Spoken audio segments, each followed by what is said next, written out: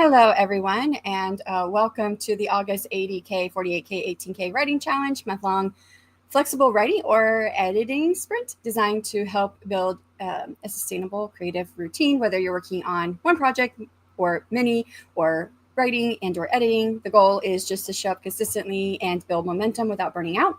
I realize I'm not on the screen. I am like running behind on everything. It was a really, really intense workout at the gym this morning, so I definitely had to take a shower. And I thought, okay, I've got this. And then my camera, it's not working. So I think I'm going to spend the first sprint trying to figure out the technical glitches with my camera and see if I can get it and, see if I do or don't. And then I'll get into writing. I have been able to write pretty consistently this month, quite a bit, actually, a lot of writing. I'm now up to 173,526 words overall for the month. Way more than I ever thought. I thought I make plans and then other things happen. I don't do it to myself, I'm pretty sure. So I thought, okay, I'm gonna write on my work in progress, my novel. I'm about the halfway point. I knew I wanted to write a short story for an anthology, and I also had to finish out my Faded Adventures, which is a story told through mail and interactive online as well. There's an interactive portion online, which was part of my Kickstarter. There's 1 month left that I have to send out. And I had written and done a lot of the story already, but then in month 4, I decided to change something, and that kind of changed the rest of what I've written. So I've been rewriting, kind of writing from new information, a lot of those scenes. And so I thought those are 3 things I was going to be working on. And then a novella idea hit me last week. Wednesday night, and actually it was a short story idea, but then when I wrote it all out, it was more than a short story. So it did end up being a novella. I finished that 2 days ago, just under 23,000 words on it. Everything I've been doing, though, is mostly just brainstorming and drafting. I have a couple of revision and editing sprints in there, but everything else has been brainstorming and drafting, which means that I have a lot of revision in my future. So let's check in with you guys. When I'm able to get to writing, if I'm able to get this technical glitch figured out with my camera on this first sprint, then I'll move into writing. Once I do that, then I'll be writing on my Faded Adventures, because I'm rewriting the ending scenes, actually, the end of the book. So yeah, get that done. Kendra Surson, good morning. How are you? I'm on the home stretch now. The climax is still raging on. I'm at 74K, and I will probably have another 4K before I begin the resolution. I think this will be about 90K when the first draft is finished. I think that's a really good word count. And I think that's the whole reason why I thought of this short story idea that turned into a novella, is because I was really, really taking to heart some of the things I've been hearing lately. Like, for a minute there, readers were looking for longer works. I guess they're back to looking for shorter works. But when it comes down to publishing a longer work in a print format, there's not exponential growth in your profit the higher you go in word count. It actually declines. You still make a profit, but it's not as much as so the time that you're spending to add those words is fewer and fewer pennies to the dollar, basically, for each 1,000 words or so that you add. I don't know what the exact equation, or if there's even an equation. It's just things I've been hearing from different people in the marketing side of publishing. And I'm like, gosh, my books are so long. Like I said, my work in progress book is, I think, right about the halfway point. We're a little past the halfway point, and we're at 111,000 words. So I'm like, oh gosh, this is going to be a 200,000 word book. And I was like, I need to learn how to write shorter. I got to write shorter. And not only that, I also have been looking at, and this is something that's been something I've thought about and I think discussed on my channel even last year when I was talking about my goals videos, or I talked about my goals in a video, that I write really long books. And even though I can draft really fast, the revision and editing takes a long time for me. So I could write my last book was, I think it ended up at not 193 or 196, somewhere in there. I can't remember because it was so many different totals at one point. My very first draft was 180. Revisions took me up to 192. I got it back down to 178. And then my readers were like, I want to know more about this. And so I added more. And I think so in it somewhere between 193 and 196. And I wrote the first draft really, really fast, a couple months, and then took almost 18 months to revise and edit it. And I cannot really do this. If I'm trying to make some money with publishing, you've got to publish consistently. And it doesn't mean that you have to publish something every month. I'm just a slow publisher. And that doesn't help with trying to keep my my books relevant. And I was like, well, if I could write shorter, I could get more stuff published. So anyways, those are things that have all been in my head. And I think that's why this short story idea that turned into a novella came to me last week, because of all of those things I've been like just stewing on in my mind for a while. So I think 90,000 words is really good.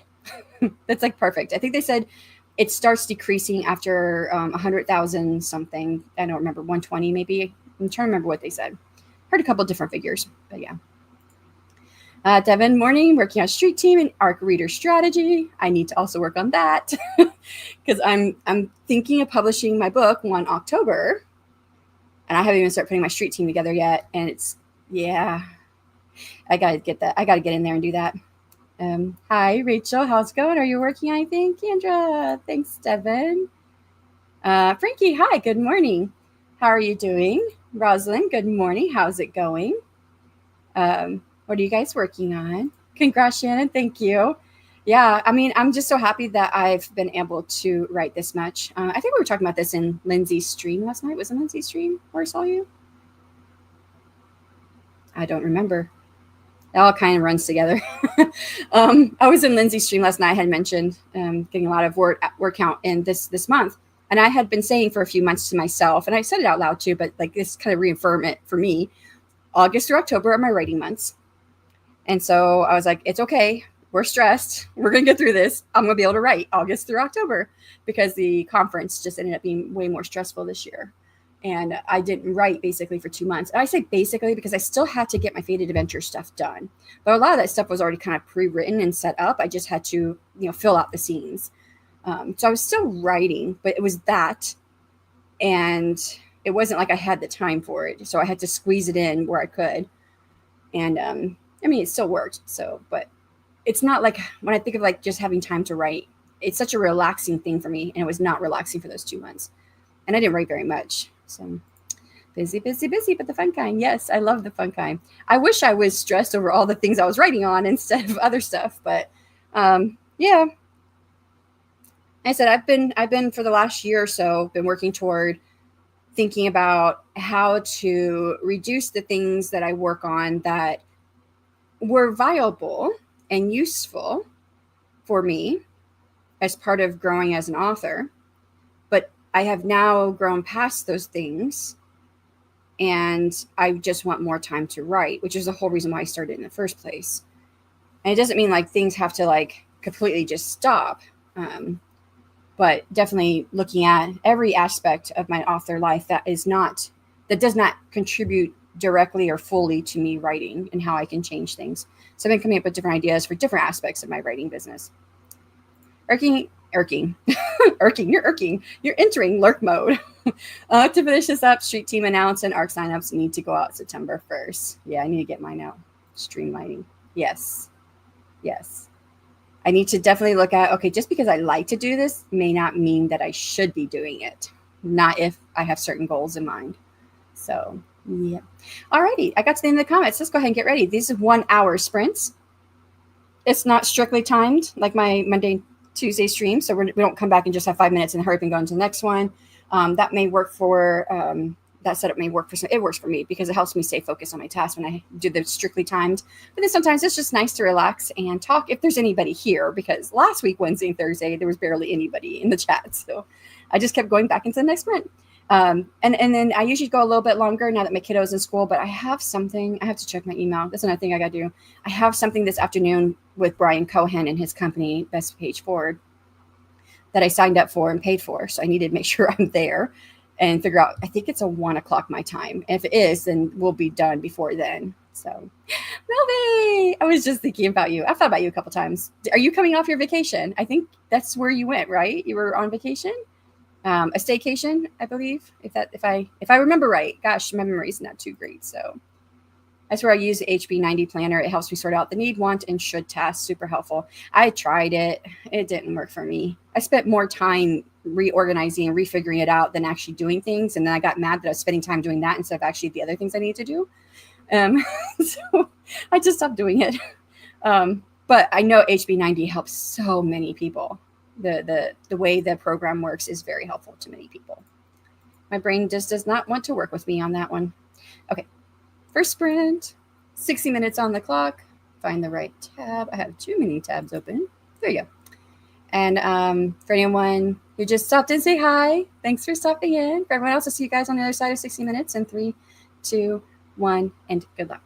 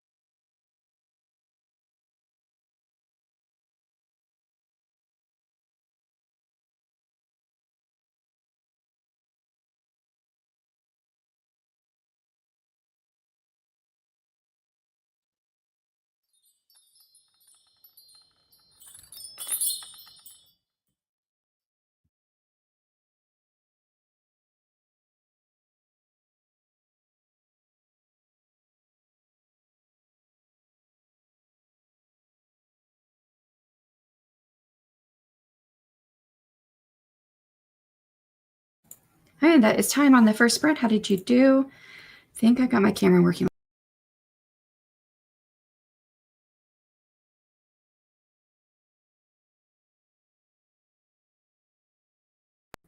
Okay, still didn't want to turn on my camera. I tried.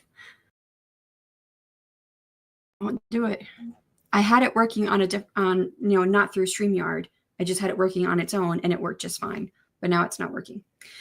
Okay, I don't know. So we're going to do without camera today, technical issues aside. So after I finished trying to work on my camera and thinking I got it, then I moved on to finding that email for the class. I thought a class workshop today with Brian Cohen and his company. And sure enough, like he just sent an email out as I was saying that, I think on the first, the beginning of the stream before we went to the first sprint. And it's for next Wednesday, not this Wednesday. So I'm like, oh, okay. Well, so then I went into writing and I need to add up my word count because I did a little bit of brainstorming, I researched the history of billiards, researched a little bit, and then did a little more brainstorming. So I need to add these 3 together. It wasn't very long. It was 12 minutes altogether that I had working on it. But my word count, 949, and it's all verbal dictation. So yeah, that was what I did. I did a lot actually that sprint. Yeah, try to fix my camera, thinking I fixed it. Then moved on to figure out if I have that class today or that workshop, and then writing. So I left off with Devin talking about using HB90 to help sort out the need, want, and should tasks. And Melve had come in right before we were going on that sprint, and I was like, hey, I hadn't seen her in a minute, so I was wondering if that was the vacation, and nope, was just super busy mode at work because vacation starts next week. I totally understand. So yeah. Do you plan on, like, I know you said your vacation, I was gonna be a staycation. Do you plan to write a lot, or what do you like, what's your plan? You don't have to say, but I was like, oh, I wonder if she'll get a lot of writing in during that week. And how's the writing coach going? Are you still working with because I know you were working with someone, right, for like your description and whatnot? Dang it, brain. Cooperation is key. Well, that was a response to when I was saying I love to do HB90. It's very helpful for so many people, and I tried it and my brain would not cooperate with it. Frankie says, oh, I apologize, Shannon. I called you Susan. Oh, that's okay. You know, actually, because my name is, it is Shannon, but it has only one N in it before the O. And typically I get 2 N's, or there have been times where I've had doctors, because we were military before, so we moved around a lot. I had doctors who call me Sharon. And I'll say, oh, it's not Sharon, it's Shannon, but just 1 N. You're like, oh, okay, sorry. And the next time I see him, it's Sharon again. And so I just learned, I was like, oh, whatever. People are just going to call me what they want to call me. Yeah. And I told myself, I'm not going to do this to my kid. I'm not going to give them a name that everybody spells wrong or says wrong. And because I asked my parents, like, why do they only put 1 N in it? And my mom says she didn't like it in cursive with 2 N's. So that's why it was Shannon with 1 N.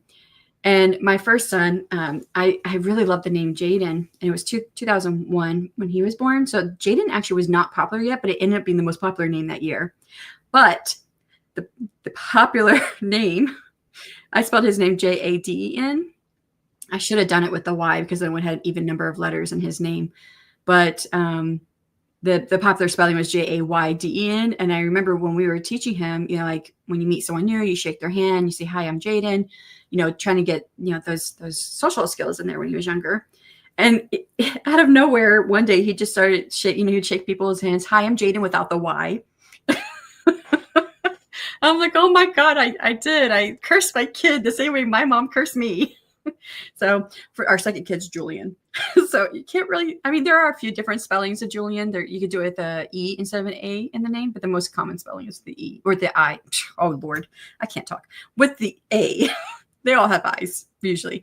But yeah, so thankfully he doesn't have that issue. But what publishing company do you use?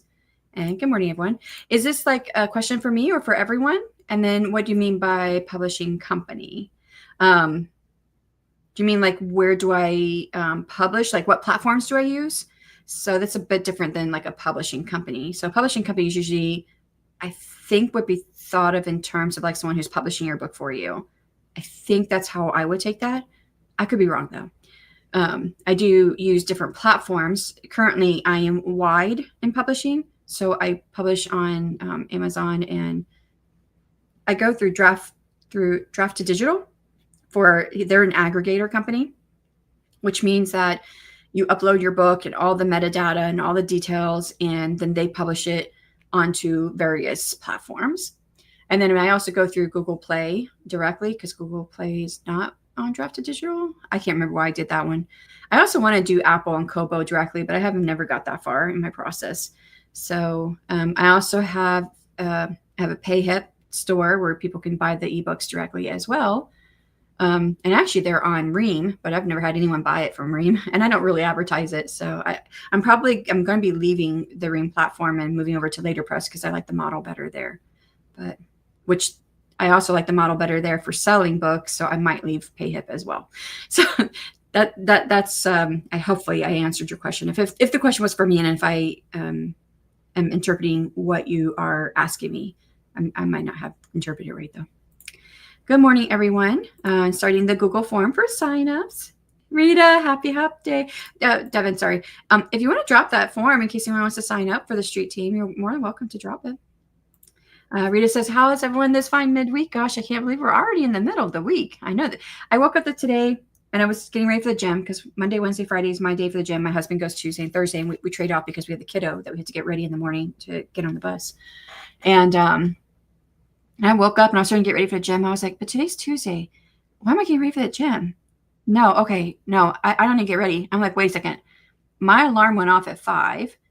So that means I am going to the gym, because my alarm goes off at a different time on days I'm not going to the gym. So I'm like, that means that today has to be a Wednesday. I was so confused this morning. I'm working on what feels like everything all at once, but I'm starting with my YouTube producer and learning how to set up the monetizations for the channel. This is a lot of work, but super exciting.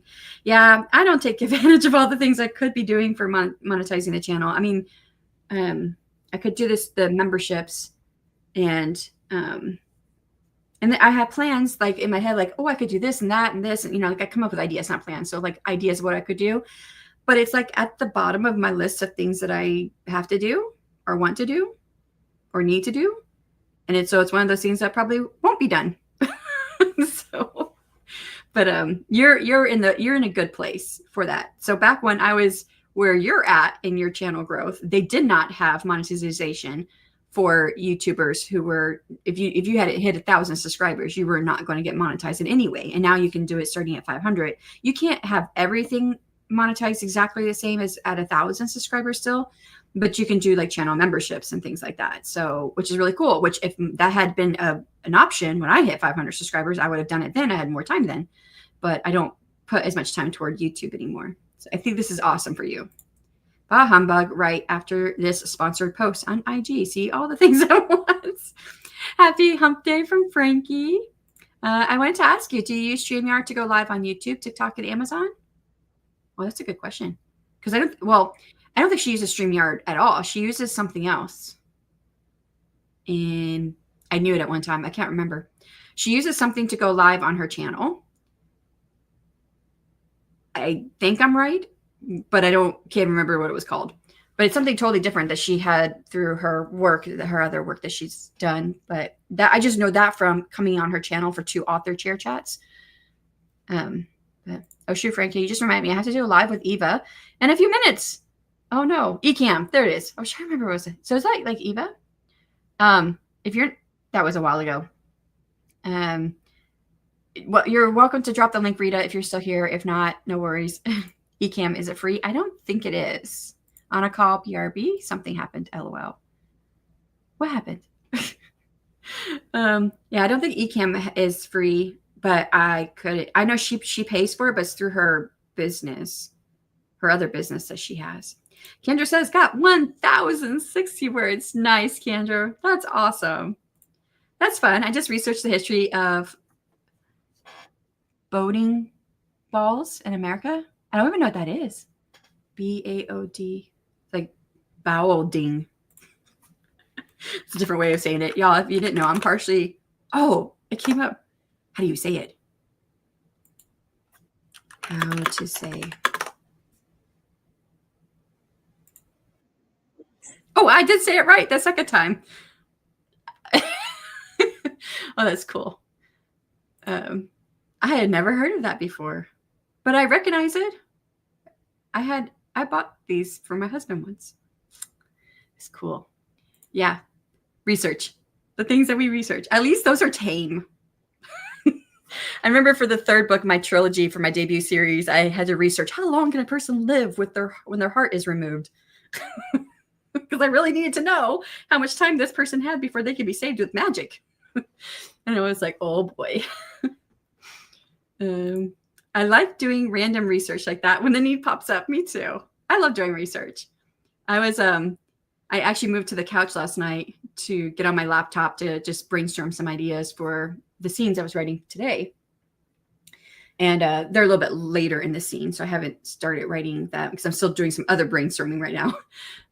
And my husband looked over and he was like, oh, you're doing research. And I actually had Obsidian open, which Obsidian is, you can pay for it, but there's also a free version. But it's like your own personal wiki. And so it's filled with all the knowledge I can put in there so far, which I'm sure I'm missing a few things, but I have a lot in there about my world and everything that I'm writing. So I just just showed it to him. Where did you go? Oh, there it is. Yeah, I was showing him everything in there. He's like, oh, that looks like research. And I was like, well, in a way it's research, but it's for my world. So yeah, I really like it. Not focus at all. So not productive this morning. Oh, Melvin, I'm sorry. And you're at work, right? The name. I get called Chandra, Cassandra, or Condra all the time. I have to say you can call me Candy if that's easier to remember. Yeah, at least you can get a nickname. I always wanted a nickname, but Shannon doesn't have like an obvious nickname. I mean, I've had some friends who call me Shay, but I was like, that doesn't really sound right. I was like, so I would joke. I'm like, call me Shay or call me None. Which one you want to choose? That was like something I did as a joke for a little while when I was younger. And I always wanted a nickname because both of my brothers, their names made nicknames, Nicholas and Robert. So it's Nick and Rob. And I was like, I want a nickname. So that was like one of my like criteria when I named my kids one day is I wanted their name to make a nickname. So Jaden is J, which that's my favorite letter is J. And then Julian. But I was like, there's really no nickname for Julian. So but we do call him Juju sometimes. But he's getting older. I'm like, this is not going to work when he's an adult. But not sure what or if I'll get any writing done because I need rest. Oh, you know what?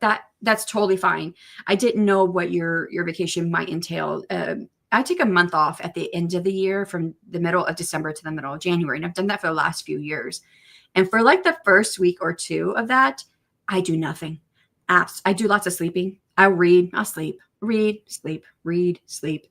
I don't do anything. And then once I'm rested enough, then I get the writing bug again and I go into writing. But that's also come from me just being burnt out by the end of the year, which I've already hit burnout this year. It's why I've not done any admin since this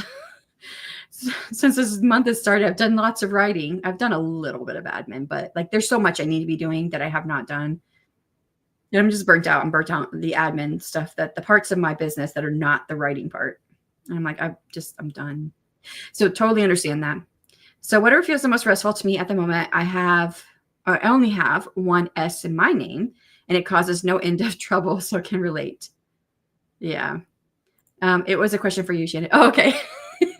I mean, you could always ask the question and just put it out there for whoever wants to answer, right? Because some people might have different responses about what they do. So totally legit, whatever you want to do. Hopefully I interpreted the question correctly. Carla says, hi. No, I say hi, but hi, Carla. Time to get to work, my day off. And I'm still working because being the store mom means the kids are all, Mom, I don't know what to do. And our manager was unavailable to answer questions. Oh, I don't know if you're still here, but I just saw this YouTube video. It was a short where it was a mom. And she was like, I turned my phone off for 1 hour to go to this yoga studio and do yoga. And when I turned back on, I had all these text messages, and she has three kids and a husband. And the youngest one's like, where's Mom? I think something's wrong with Mom. I can't get a hold of Mom. And the older kids, I think they were all boys, but I don't remember, but they were saying, that making fun of him and stuff. And the husband is like, I don't know. And he was like, well, can I answer a question? And the youngest, and I know the youngest was a son, and the son was like, no, dad, I need mom. Mom is the only one that can help me with this. And she's like, oh my gosh. And so finally she, got through all the messages, and she called her son. Is everything okay? And he was like, yeah, what size is my bed? I can't figure out if it's a twin or if it's a queen. I'm like, oh my gosh. Yeah. Candy. I will use it. LOL. I use KDP for self-publishing because my stuff is on Kindle Unlimited. Yeah. I did Kindle Unlimited for the first couple of years, and I told myself, I'm going to try this for the first couple of years with my books, and then I'll move to Wide. And I had a date set. It was like October. Maybe it was 2 years after I published the last book in the trilogy. And this is when I had written just the fantasy series. And my page reads fell way off, like in January of that year.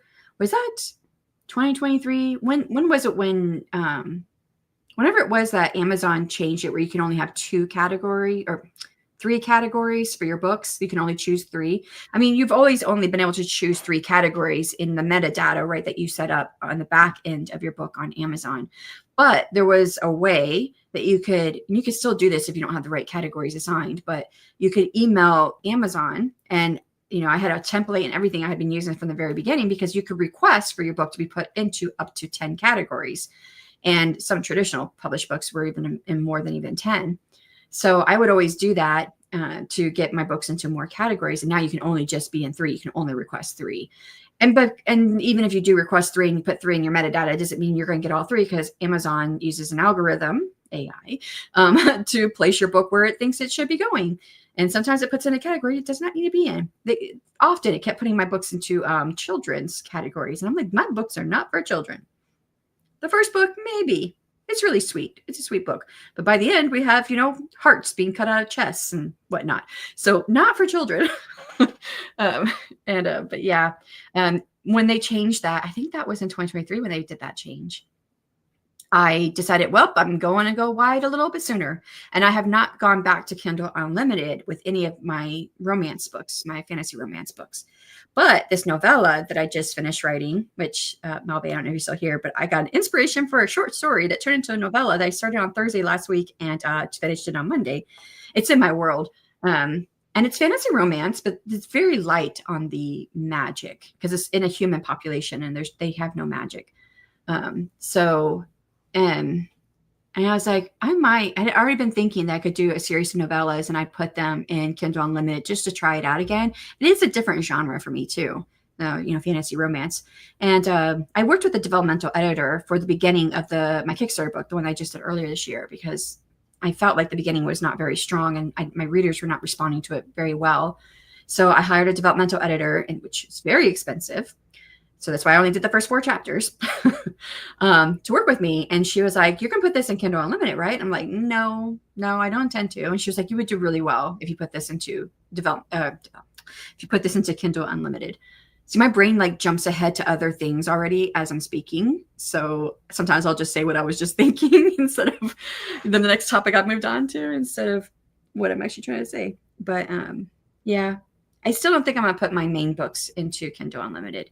But I totally understand because I use Kindle Unlimited as a reader because I read a book one like every 2 days, every 3 days. It's kind of slowed down just a bit because I haven't been able to find books that I could get into.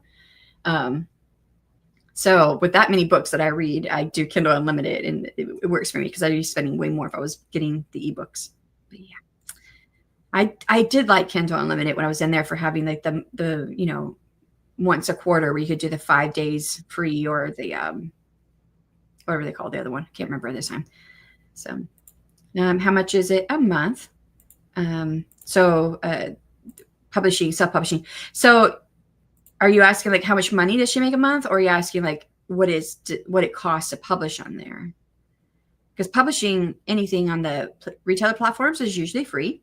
But if someone buys it, then, they take their cut, and Amazon actually charges a delivery fee, and they charge it by megabytes. I think it's by megabytes. So I constantly look at the megabytes of my book files and try to reduce it because like every 5 megabytes, whatever it is, I can't remember if it's megabytes or what it is. When I get in there, I know what I'm looking at, but now that I'm trying to recall it, I can't bring it to mind. But I always try to keep the size of my book, the size of the file, not the book, size of the file small, so they don't take as much out. Because you could, I think I remember when I published my first book, I was losing like $1 to delivery fees. And I was like, why am I losing so much? And then I realized that about the file size. I don't think anyone ever really talks about that. Like, I don't see people having videos talk about, the file size, especially if you're on Amazon. Because I don't think Draft to Digital they don't charge a delivery fee. They just take their cut. But then you also have a cut that's taken by the platforms that they're publishing on. So it's still pretty high. Hi, Rita from Kendra. What exercises do you do at the gym? Well, I have a gym trainer for that. So I don't really think about it. And I got a gym trainer, and he was professionally trained in a physical therapy clinic before he became a gym trainer, because I've had a lot of injuries. I was discharged from the military for tearing up a muscle in my back that's next to my spine, and it caused a shoulder injury it's a shoulder injury that will never go away because it's in a permanent knot there. And then I fell down a mountain. Oh, I had broke my ankle too when I was deployed. And they said that from that break is what made my ankle weaker. So then when I fell down the mountain, tore up my back a little bit and had to do surgeries on my ankle. So yeah, anytime I kept going to the gym, like I would try to do what I used to be able to do, I would just injure myself over and over and over again. Then I couldn't do anything for like several months. So I was like, I need someone who knows my injuries and can work around my injuries and help me strengthen the areas I need of my body so that my injuries don't continue to affect me. So this morning it was more cardio. So, and it was a chipper style format, I think is what he said. So we started with treadmill, then lunges to the rowing machine, rowing, lunges back to the treadmill, and then back and forth, and kept going. But then we started at like 20 calories, I think it was. We took 20 calories on the treadmill, 20 calories on the rowing machine, and then chipped on down from there. So 15 the next time, 10 the next time, then 5 the next time. So yeah. It was fun this morning. I like doing aerobic stuff more than weights, but weights are important, especially as women get older. It's important for humans anyways, but our bones become less dense, and the more muscle you have, the denser your bones are as you get older, because we don't make the same hormones that we should as we're younger, right? Something along those lines. I've read all about it, but I can't recall it. I don't pay for KDP. They do take a royalty, but I'm ebook and Kindle Unlimited pay per page read. And as far as like the royalty, so if someone buys an ebook, what is it? They take 30%. It does depend. There's 2 different categories you can be in on Amazon when it comes to your ebook, and it depends on what you're pricing your ebook at. So I'm trying to remember what the cutoffs are. I think if it's under $2.99, they take a larger cut. If this is pricing your ebook. So if you price your ebook at a certain point under $2.99, I know it's under $2.99 because I have a book that's $2.99, and I get the 70% royalty rate. They take 30% plus the delivery fee. And then for the page reads, that changes because it's based off of how many people are in Kindle Unlimited as far as readers. So every month there's, being in Kindle Unlimited as a reader, you pay a monthly subscription fee. And every month that changes for them because you have some people who are joining, some people are leaving and whatnot. And so every month they kind of look at that, and that decides the rates that they pay the authors who are in Kindle Unlimited. And that it's always fluctuating, and it's not very good money. You're talking about like 0.0001 cent per page. But I had to research kidnapping a child. That felt creepy. Oh my gosh. Yes. That would have felt creepy for sure. 30% on sales. Yep, at work. Hopefully your focus comes back. Don't call me late for dinner. That takes me back. I think that's like an old thing. Okay. Is it worth it in the long run? As far as like being in Kindle Unlimited, I think that really depends on what are your objectives. And also I think, genre can influence this. So there are certain genres that do really, really, really well in Kindle Unlimited. And from what I understand, because I don't do the research myself, there are some genres that don't do as well. Couldn't tell you what those are. But I know like romance does well, fantasy romance does well, romancy. Fantasy, I know when I was in, it was doing well, but it kind of stopped doing well for a little while, from what I understand. Then it came back, and then I don't know where it's at now because I don't really pay attention to fantasy anymore. But I'm KU now because I short read spicy paranormal romance author. I may be shifting to wide once I have a bit of a following. I've only been publishing since February, and I'm building. And I'm building. There wasn't more. I don't know why I felt like there was more. That was the end. And I'm building. So yeah, Carla, if you want to drop a link to your Amazon page or whatnot, in case if anyone is interested in reading, I've got one of her books. I've not read it yet. I should go read it.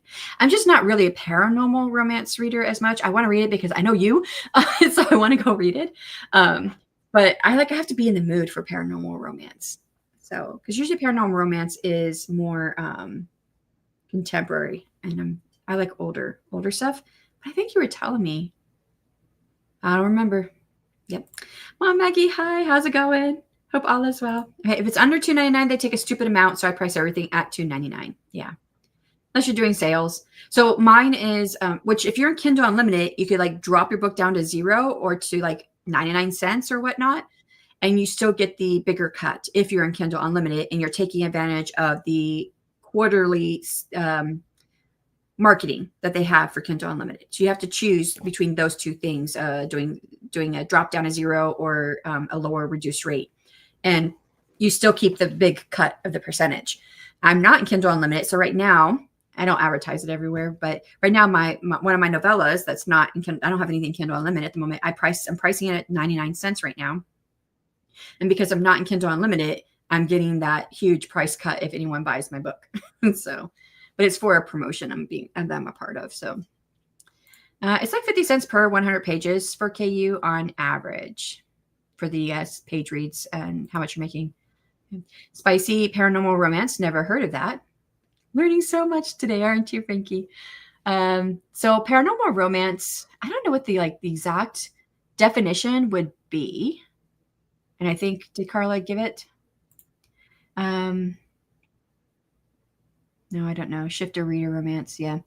So paranormal romance typically takes place in contemporary times, and you're talking about in a human population, but there's werewolves and there's vampires. And I'm saying those two because those are some of the more common ones, but there's also different things. You can have like bear shifters or whatever. Of course, the romance is that the book is a romance, and paranormal signifies that it's magical.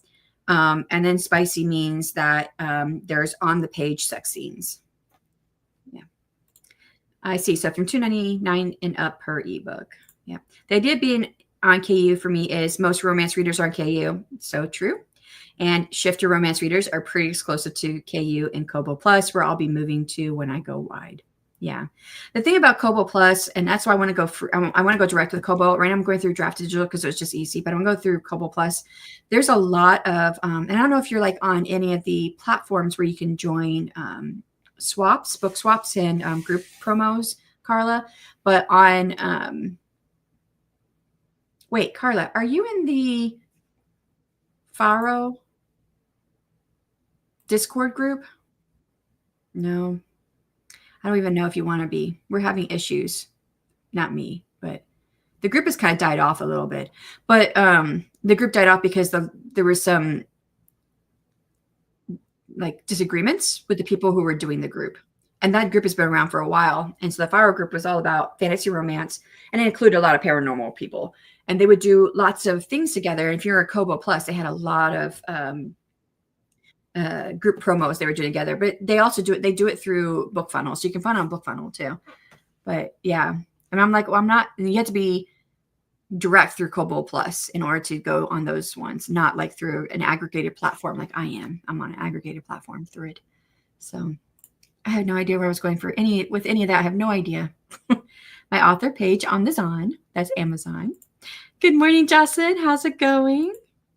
Working on the Baker final for Faded Fantasy Anthology, sent in the Time Traveler Son for the AWC Anthology. Oh yeah, guys, we do have an anthology with the AWC. I have not been pushing it because I've not been doing any of the admin that I should be doing. I'm burnt out really from the conference, and I just wanted to write this month. But we did extend the deadline for the anthology. And I'm sure, Mom Maggie, if you just submitted to it, you're probably like the only one since like last week we had one person submit. I do have a story myself, and I think Devin was saying yesterday she's going to submit to it as well. I wanted to get a few more because I think we only had 4 at one point. I don't know why you did that. I'm trying to click on something in the conference share. Okay. 2025 AWC Anthology. Yep.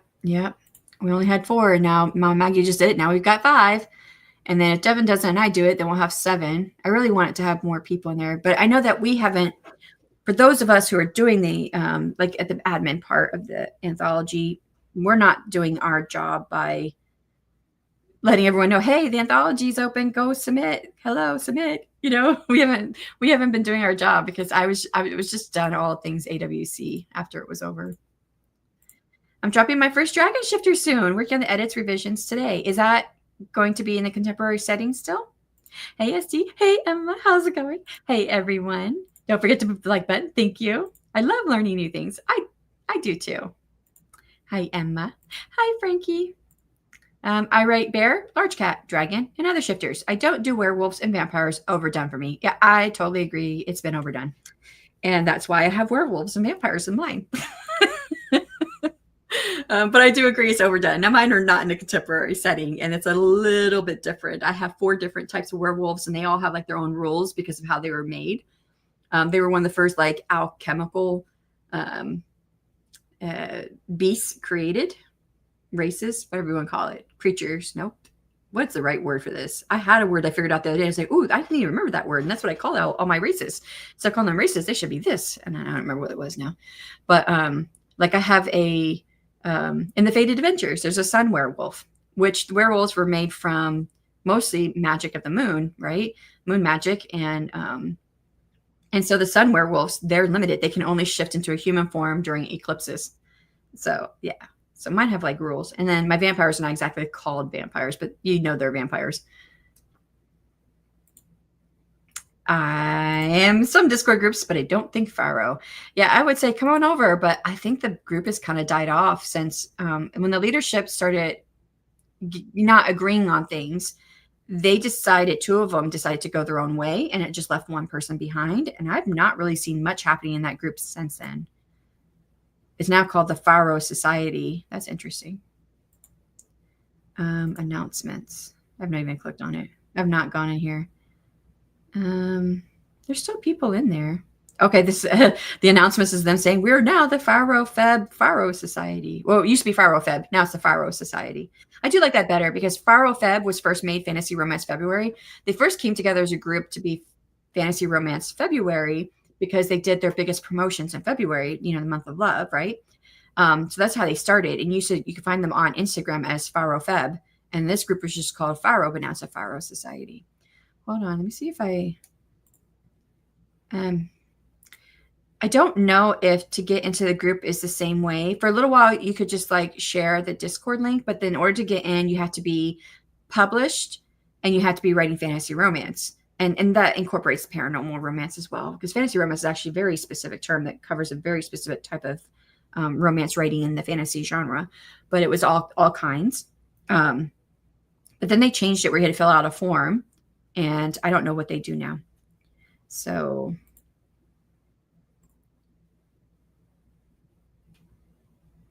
okay, so I do not have invite permission. So it used to be like when they changed it. Let's see, Pharaoh. Still have Pharaoh Feb. Pharaoh. Okay, it is changed to pharaohsociety.com. Okay, so if you go to Pharaoh, hold on, I can grab this link and put it in the chat. If you want to be part of it, and they do group promos. They have classes that they do every month, and they always tell you at the beginning of the month, okay, here's what we got going on. Here's the book we're reading. React with these emojis if you want to be notified when this stuff is happening. So, and like I said, you had to be published, you had to be writing fantasy romance. And those 2 things didn't have to be the same. So like I first joined because before I even had my first fantasy romance book published, but I had published books. It was just when I was changing genres. So yeah. And I just don't really have time to be in there anymore, but they do have a lot of things that they do in there as far as information, sharing information, talking about things. Jenna Moresi is in there. And so if you're thinking about whether or not you fit as a romance / fantasy author, Jenna is more along the lines of writing fantasy with like romance subplots. So, she, from what I understand, I haven't read her books, but that's what they explained, because they broke it all down in a Discord thread in there somewhere, what all the different terms meant, how they were defining it. So it's interesting. I'm AWC and Wings for writers, but tend to stay low profile on those. I'm AWC and Wings for writers. Oh, in the Discord. That's what you mean? Yeah. I'm low profile on everything too. There's the anthology. Oh, thank you for dropping it, Mom Maggie. We definitely need to get the word out there. Okay, now I need to check the anthology. I thought the deadline passed. It did pass. We extended it. And I'm thinking we need to extend it again because we don't have any more. We've had 2 more people submit their short story. We not only did we extend it, we also extended the maximum word count length. So it was 5,000. It's now 7,500. And I guess I hadn't heard any of this, but with talking with Laura and oh gosh, what's her name? There's the 3 of us that are part of the anthology committee. And I can't remember what her name is on the Discord. Let's see if I can find it. Anthology committee. Shelly. Okay. So Shelly and Laura, they had both had heard things, or maybe it was just one of them had heard that people were saying that they couldn't do the short story in 5,000 words. And I was like, I don't know. It was like, I've been part of a couple anthologies and they were all capped at 5,000, but I was like, I don't care. If we want to raise it, let's raise it. So they decided they want to raise it up to 7,500, which I'm okay with that. I didn't realize that was a thing, but it works. And my short story, I was like, okay, I can actually make my short story a little bit longer. Yeah, no, it's still under 5,000 words. I tried.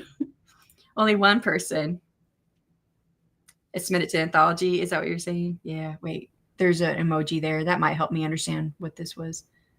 Oh, nope. Oh, you retracted it. You know when you retract a comment, right? So in StreamYard, it doesn't show it's retracted. So I don't know about until I look over at the YouTube side. Okay, did it. TT live. Lived. TT lived. I'm not sure if I'm saying that right, because I'm not really sure what you're saying. But yay for doing it.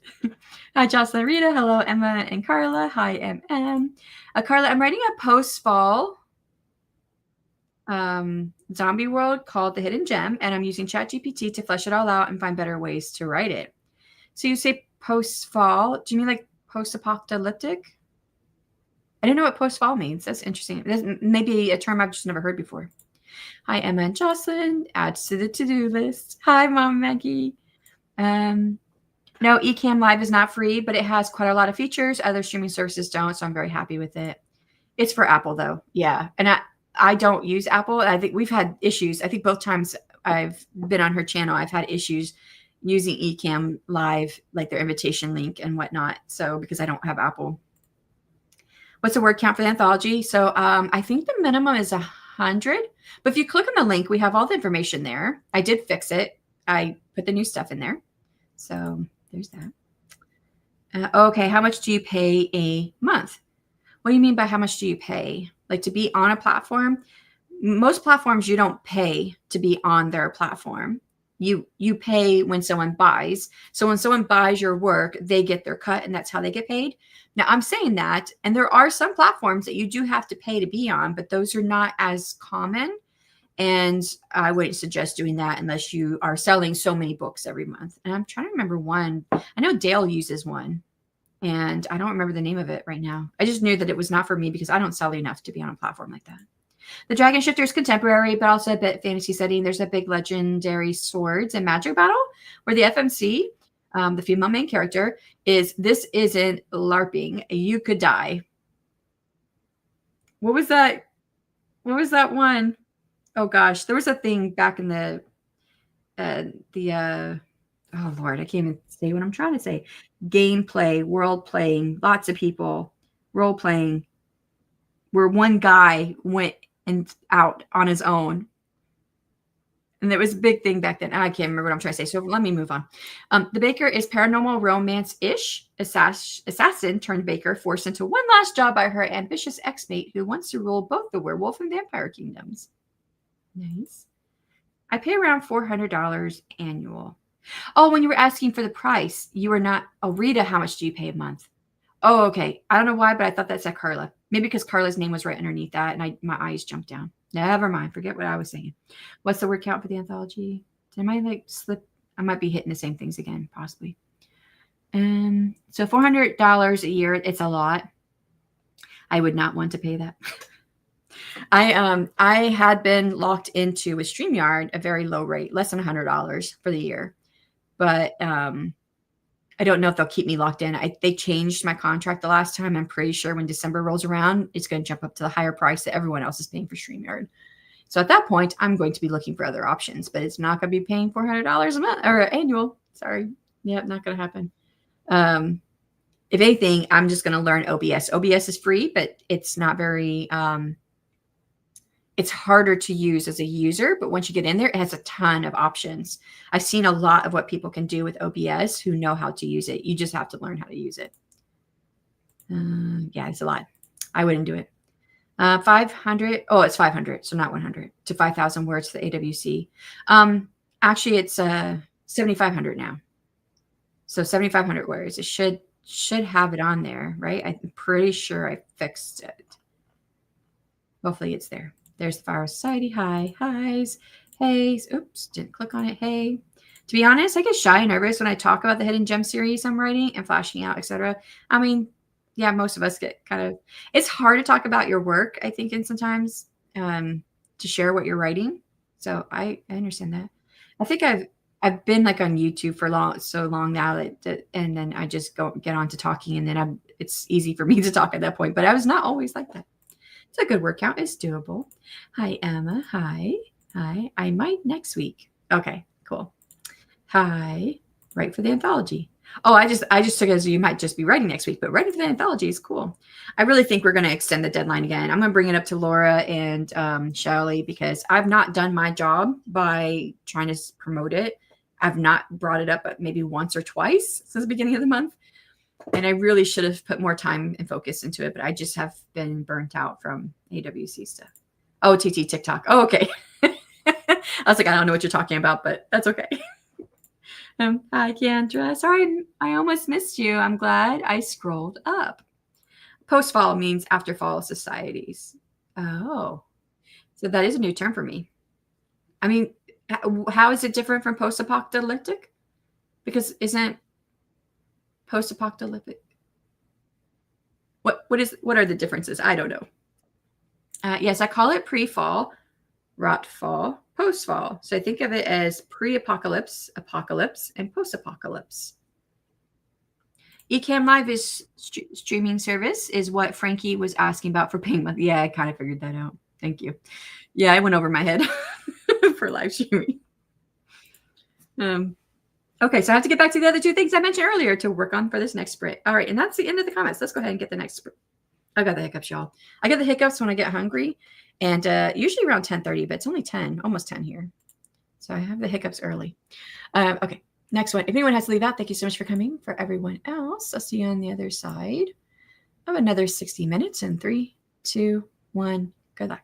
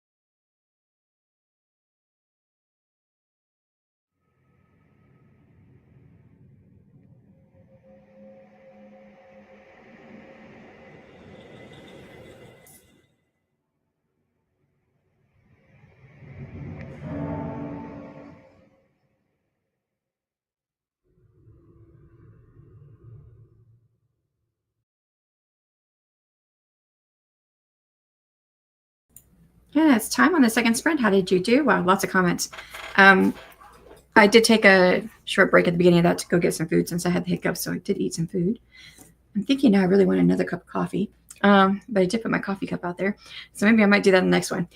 Then I did some more brainstorming in which I was taking like my ideas and putting them into beats for the scene. And I think I'm almost there. I think I have just a few more things I need to figure out. And then I can start writing this scene that I want to work on for my Faded Adventures. So let's see how you guys did. Left off here with Rita say, okay, have to get back to the other two things I mentioned earlier to work on this next sprint. Hope we made some good progress. Andy stopped in. Hi, Andy. How's it going? Hope all is well with you. I think I'm missing out on people. But fielded a finance biz, call that sprint. I can see how this day is going to go. Sometimes you just have those days. I know those days, especially when you get like a lot of phone calls or whatnot, text messages. Because I get, my son has a para at school, so sometimes she'll be texting me what's going on with him in school and whatnot. And I'm like, okay, my focus is shot. Hi, Andy. Rita, I hope it's a fruitful deal. And you make so much money, you'll be like, I don't know what to do with all this money. Feel free to share some with me. Have you guys ever thought about that? Like, if you ever made like a lot of money, you tell people about it. Like, so one of the things I was thinking, I was like, how I thought of doing the Faded Adventures before I knew what it was going to be called or what it was going to be. I told like Devin, it was like last year sometime. I told her I had this idea for like a game, like play that's in my world where people can go and talk to the NPCs and there'd be like little, quests that you could do or whatnot. But I wasn't really sure how to make that work and how to get people into it. And I wasn't really sure about all of that. And I did start researching how to build like game-like designs and stuff on your website and stuff. I started doing that last year. And then I heard about David Variguts, I don't know how you say his last name. He did his scare mail and was really popular. So it basically was telling a scary story through the mail, a whole story. And twice a month, you would get letters for a year. And so he started that last year. And by the end of the year, I kind of know him from different circles that I run in. So he came to one of our groups that we had. And I had actually met him at a conference too last year. But what did he say? He said that he ended up making so much money that him and his wife quit their job by the end of the year. So that's what he had said the last time I had talked to him. And then he was in the indie magazine, not All Call. That's Devin. What's it called? Indie Author Magazine? Author Indie Magazine. I get it through my inbox. And he was on the cover a couple months ago talking about how he made $1 million. And I'm like, if I make that much money, I don't know that I could ever tell anybody because I don't think that, I just don't know. I just don't know if that would be safe. I mean, on one part, it's great. It's great marketing, right? Because he got onto the cover of this magazine and I'm trying to find the magazine name. I know I just got one. Yeah, okay. I can't find it. Anyways, so, it's a good marketing campaign for him to get out there and say, hey, I made this much money with this, and people get known, and then his name gets talked about, like me talking about it right now. In case there's any horror writers out there that want to figure out something like what he's doing or interested in what he's doing and want to buy the program. And of course, when I came across it, I was like, oh, that's the missing piece for what I want to do with the online like game in my world is to do something through the mail, but something that brings the reader, here's a story, but then interactive portions online, which is what I ended up putting together.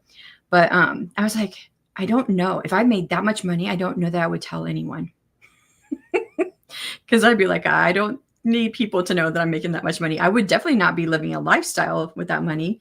I'm happy where I'm at. I don't need more, but it would be nice to have more because one day I will, my husband's not going to be able to work or whatnot and we'll be well off at that point. But yeah.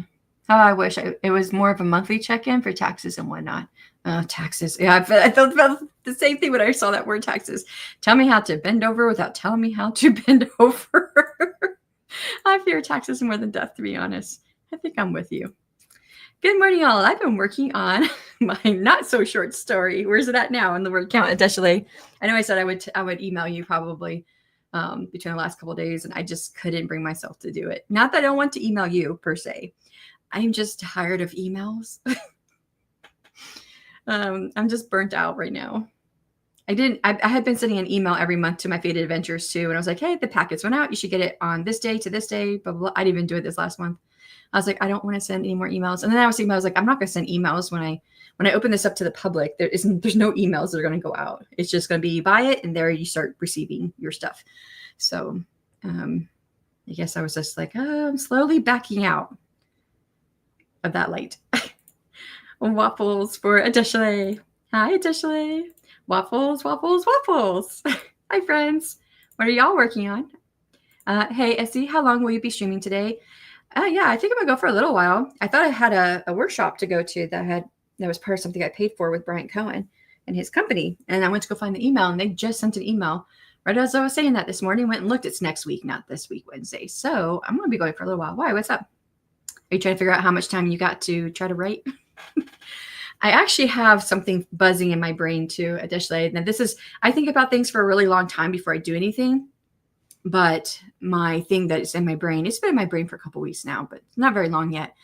But I thought I would pick your brain on something.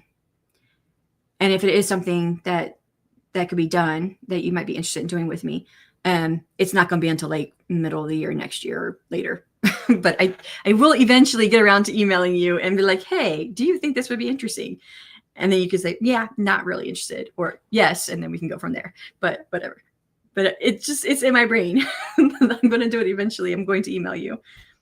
Dharma, hello. I'm editing the same chapter I've been working on for the past day or so. It was so clunky, but I'm starting to get it to flow better. Nice. Yeah, it takes me forever to like revise and edit. I can draft really fast, brainstorming. I used to say a lot of my brainstorming words would be little because I would have like a lot of time I'm just thinking there, and I do log what I'm thinking. And but recently I've only had like one brainstorming session where for like 3 hours I only wrote like 15 words, but because I was just sitting there thinking. I hope that you're able to finish it, and that feels so great to be able to get it to finally start to flow better. Is there like a certain like marker that you use? Like, is it just like a rhythm that you hear in your ears, or is it like something specific you're going for? And maybe you don't even know the answer to this, because to be honest, I don't know that I would know the answer to myself either to answer that question. But is there like a certain point where you're like, okay, I've met these criteria or markers or whatever, and I know this is flowing better? I think it's like very intuitive for most of us. I'm almost done with this form. Yay. The kids at work are still texting me. Sigh. At least I got a bunch of edits and revisions done. First act is final, in my honest opinion. Nice. Yeah. I think, I don't know. Something hit my head. Like I saw something in my inbox from you, but I was like, I might have misremembered. So let me just move on. But that sounds great. But except for the kids texting you. At least you were able to still get some stuff done, even though your focus was split. So that's pretty cool. Awesome, Dharma writing, and Devin. My mind is like jumping. I need I don't know. I think I need another cup of coffee. I think that's what it is. Dave is pretty amazing when it comes to marketing and engagement of his fans. Okay, so I know about the marketing aspect. What's the engagement part? How does he engage his fans? I don't think I know I don't think he's talked about that. Yay for getting edits and revisions done. Yes. I wouldn't tell people I had lots of money. People get funny when money. Yeah, that's what I was thinking. I couldn't think of the right word, but funny is a good word to use. Yes. And, often it starts with your own family, right? But I had a brother who kept asking us for money, and we've helped out. In my family, everybody except for one of my brothers, we've helped out with money. And not that we have a lot, because we don't, but we just have been better at managing our money than other things going on. And then he's got a brother who has needed money, and his dad needed something once. And then his mom did not ask him for anything, but his grandma is now not able to get up the stairs into their house. And so we just paid for a ramp to be put in so that she could get up the stairs better. But and all his mom was doing, say, through the state was supposed to help them out with that, pay for a ramp to be done. And it just was taking forever. But my husband's like that. He's like, I'm tired of people asking us for money. Just tired of it. And I know he wasn't thinking of his mom on that part, but he's like, I'm just done. And my dad was always like, if someone asks you for money and you give it to them, do it with the idea that you're never getting it back. But, Still be nice if you could get it back one day. And then I thought, oh my gosh, we've had just these little things and we don't even have that much money. If we had a lot of money, lots of people in the family would come out and be like, hey, I need money for this and I need money for that. Yeah. And then same Andy, lips would be glued shut. Yes. I mean, like I said, it was great for Dave to get it out there, right? Because his name is getting well known, which brings more visibility to his product. So it is definitely part of a marketing strategy, but I just don't know if I could do it, if I could tell people if I made that much money. Of course, when I think about the next thing that went through my head was, okay, he might have made like $1 million or whatever actual amount he was, but how much of that was, taken for the, the product itself? How much of that was taxes? And like, how much did he actually make in the end? It sounds like a lot. Like, is he giving us the figure that is post everything or before everything? That was definitely something that I thought of. I keep thinking of where he started and how he grew his base so quickly. He really knows his stuff. Yeah. I know when I was talking to him last year at the conference, he definitely had a good grasp of who his audience was because we were talking about that. And, but I'm curious about how he engages his fans. I don't really pay much attention on that side of it because I'm not a horror reader. So I don't know how he's doing what he does with his fans. $1 million is a lot, but it's also not a lot these days. You know what I mean? Yes, I do.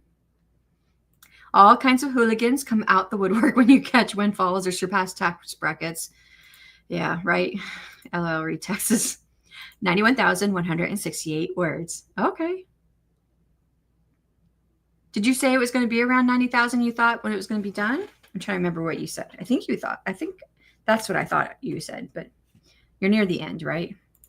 I got 1,439 words and then got lunch. Oh, wow. You did good. I got brunch, but yeah. And I did get some words. So we kind of did the same thing. You just did a lot more.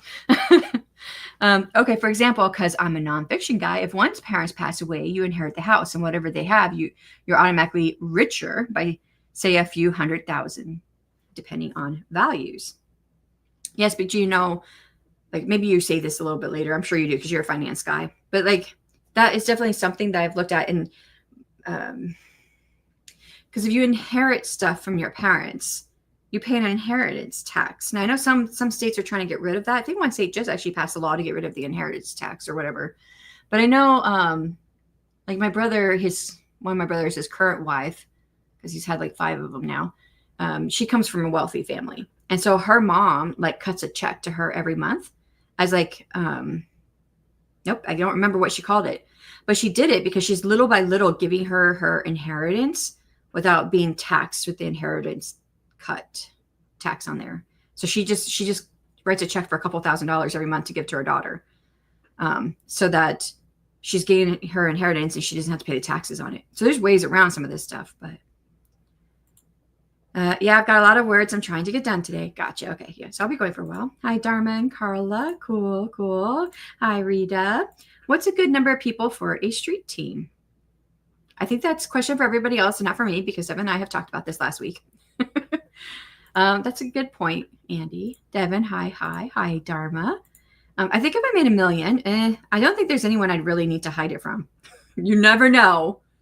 You just don't know. I wouldn't chance it, to be honest. But yeah, I mean, that's just me, right? So like I said, it worked well for Dave, part of his visibility, his campaign stuff, getting it out there. And visibility is like one of the most important parts of marketing yourself because it's hard to get visibility. So, yeah. Hi yet, Andy. I'd be just paying bills, investing what I can. Yeah. And I said, even if you did make that $1 million, like, was that pre or post? Because, I mean, to send out letters, he sends out 2 letters a month for 12 months. It's not cheap. I mean, it's not like a real expensive thing to do, but if you're sending out letters, you've got the stamp, you've got the actual envelope, you've got whatever paper it was printed on, whether you do it yourself and you're printing it. So now you've got a printer you have to keep up and maintain and the ink you have to buy, or you're sending everything through a printer. Now you're paying for someone else to print it, right? He has artifacts that he includes as part of his packages. So like cards and things like that. So, and I know all this just because I'm doing it. So it's not like it's all real expensive stuff, but a little bit here, a little bit there, a little bit there. You're not making much of a profit, depending on what you're pricing it at. And then on top of that, the marketing costs money. And then if you make $1 million off of something, one thing, you sell it, you make $1 million. It's not like you get $1 million. It's taxed, and you lose a lot of it to taxes. So yeah. So his profit, I don't know what his profit margin would be, but obviously it was good enough still that him and his wife could quit their jobs and do that full time. So he was one of the guys who talked about always trying to find ways to reach out, take their feedback, etc. Oh, okay. So this is in reference to my question about how he engages fans. He's always trying to find ways to reach out and take their feedback. So like on storylines and things like that, or how to tell a story. That's interesting. I'd love to see some of that. I ask for money all the time. Don't tell Andy. Additionally, if you make $1 million, don't tell Andy. I'm just kidding. Speaking of marketing, anyone seen Alex Hormozzi's make many millions with his recent book launch? Oh my God, mind you, he's got a huge following. I don't know who that is. Although something about the name sparks something in my mind that says, but you just don't remember. If you want to drop a link to the book, to the recent book, I'd love to check it out. If I had $1 million, I may not say anything, but there would be signs like being able to drive vintage VW bus. Cool.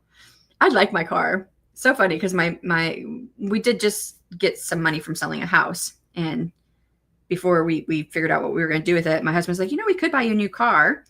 I'm like, no, I like my car. I don't care that it's older. I like my car. And I was like, when I went to go get a new car, it was a few years ago now. I knew I wanted a Hyundai Sonata, and I knew I saw the color that it was a used car lot where I saw this one. I loved it, loved the color. But my husband's like, well, you should get something new. It's like knowing that they lose value, right? So I thought, okay, well, let me just go to the Hyundai dealership. And I went there and test drove a car. I was like, okay, I want it in this color. Like, oh, we don't make that color. Oh, I was like, but there's one over here that's that color. Well, that's a couple years earlier or whatever it was. I think it's a 2018. And I was like, well, if you can't give it to me in that color, then I'm not buying it. So I went back and got the used one. It only had like 15,000 miles on it. It wasn't bad at all. So yeah. And I've had no issues with it. I've had it for a couple of years now. I love it. I love the color. It's kind of a brighter blue. It's not cobalt blue though. So I like blue. Blue's my favorite color. They had a blue one for the year that I was looking, but it was such a dark blue. It was like a navy blue. And I like all shades of blue except for navy blue, because why would you be navy blue? Just be black.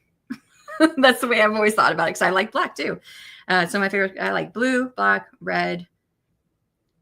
Those are like my more favorite colors that I have.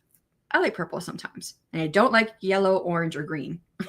So, yeah, you'll never see me in one of those color cars unless we have no money. And then that's what I had to have. But yeah, I don't know lifestyle, what would change for me. Probably be working quicker toward building a house, because that's what we want to do, is build our own house one day, because I want like a studio where I would write and be able to paint and do all of my art projects that I want to do. That's also where I write and where I have all my books, and I can have lots of bookcases everywhere. So it'd be like part library, part art studio, part office. And I want lots of windows because I die with the sun. So, but they'd have to be tinted, and I had to have them where I can, I want the windows that like tint darker instead of having to pull blinds down, because then you're blocking out the sun. But I had to have them tinted because I burn, so I can't actually be in the sun. But that's like my dream room that I would love to have. And I don't know if I'll ever have it, but that's kind of what I would we'd probably just work quicker toward building a house and me getting my dream studio. So that's about the only thing, but it wouldn't happen right away. Nice, Carla. Yes. And I'm writing the big action scene. Ooh, this is a climax, right? You're getting to the end if that's the case, for sure. Haha, Carla, right? Maybe update that toilet with gold-plated, whatever stuff. Get a bidet. And exactly, Andy. I'm hoping to do a wrap-up of most of the story today. Oh, cool. Well, if you don't, I plan on going long tomorrow, too. Yeah. Drives past in a convertible benzo coupe. Yeah. And I'm sure convertibles are cool, but convertibles mean sun. And I burn in the sun. I don't tan. So if I make a trip that's like a couple hours long, I get burned on one side of my body because that's where and I even have tinted windows, but that's where the sun's coming in on that, on my right, my other right, my military right. The left side of my arm and everything will be burnt by the end of that trip. So this is wintertime. Can her mom adopt me? Drives by in a newer, larger Toyota. I mean, dependable, right? Tax law varies region by region, very difficult to say specifically, but gifting is very popular and totally above board. There tends to be, there tends to, I put an R in tends to make it trends. There tends to be limits on gifts. So that's why a few thousand maybe. I was going to say it was a gift, but I couldn't remember if that was the exact term she used. But now that you're saying it, that does make sense. So her mom lives in New York. So I don't know if you know by that region or whatever, but yeah, it's a couple $1,000s a month is all she sends her. And it must be in the term, using the term gift. So I'm good with high quality porcelain, easy to clean. I mean, gold could be easy to clean. Not that I don't want a gold toilet, but which David we talked about? Missed that part. Oh, hold on, David. So he did this scare mail. David. Don't know if I spell his last name right. Oh yeah, I almost always spell it. I switched the E and the R almost every time. So horror writer, I do not need you to give me that. I put a tracking tag on my URL when I was trying to pull up his name. So here's one without the tracking tag. So David, he's the one that did scare mail, which when he talked about it last year with our group, I was like, that was the part that I was missing to make my in-world like gameplay work the way I wanted it to work. So, anyone see what Bill Gates, Zuckerberg, Warren Buffett wear? They don't flash their cash at all. Yeah, I've heard different things. Like you can tell the difference between millionaires and billionaires, because millionaires wear like, Prada and Gucci and like all the brands. Where like those who are billionaires, they tend to wear like jeans and a t-shirt. And that'd be me anyways. My style is very relaxed. Most of the time I'm just wearing sweatpants and a t-shirt. Right now, that's what I'm wearing. My t-shirt has the Phoenix on it, but right, that's Phoenix. Nope, this is not the Phoenix one. This is a dragon one. Never mind, it's a dragon shirt. And I like my t-shirts. And I find that people also like my t-shirts. When I took my son to his camp in Tennessee, I stayed there, stayed in a hotel when he was going to every day. It was a STEM camp in Vanderbilt University. And it was a very strict dress code for the kids. It had to be, if they were wearing pants or shorts, it had to be slacks, tan. So like no jeans, shirts had to cover up. And for the boys, the shirts had to be polo shirts or button down shirts, stuff like that. So I was like, oh, I guess I should probably wear something a little more formal than what I normally, jeans and a t-shirt is what I usually wear when I go out. And so for the first 2 days, I did wear like nice like khakis and stuff like that. And I was like, and we don't stay there. We just drop the kid off and then pick him back up again. I was like, the third day, I was like, forget this. I'm wearing my t-shirts and jeans and jean shorts I had. And then it was like every day someone was saying, oh, I love your shirt. Where'd you get it? Because I have like shirts with like sayings and stuff on it, usually writer stuff or dragon stuff. But yeah, I'm happy with that. Going to what's very practical. That's how most are too, Andy. And the ones I know are not on social media either. Super quiet about it. Oh, I need to get rich so I don't have to do social media anymore. Having to polish on top of cleaning, no thanks, right? But you know what? If you've got a gold toilet, you probably have a maid, possibly. Of course, I might have someone come in to clean. Oh, that's what you just said. I may have to rethink that, right? I might buy a heated seat with, ooh, yes, a heated seat with a bidet. I'm all for that. But gold, yeah, I'm the same way. Gold, I don't care. I actually don't like gold.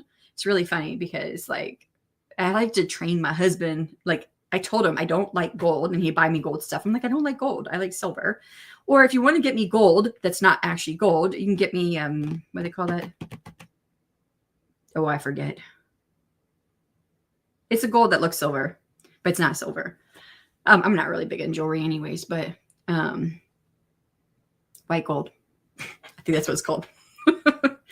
Lots of businesses make a huge amount of money, but very little, if any, profit. Got to take things like that with a pinch of salt. Yeah. Yeah. Yep. Gonna cut me a check. Additionally, it's gonna cut me a check with lots of money. Oh my God. Alex Hormozy with his latest book literally blew things out of the water. Here is the page. Okay, wait, let me go grab it. Oh, my YouTube side, am I behind? Ooh, okay. There you go. Thank you for sharing it. I have to go check it out. I have to send waffles.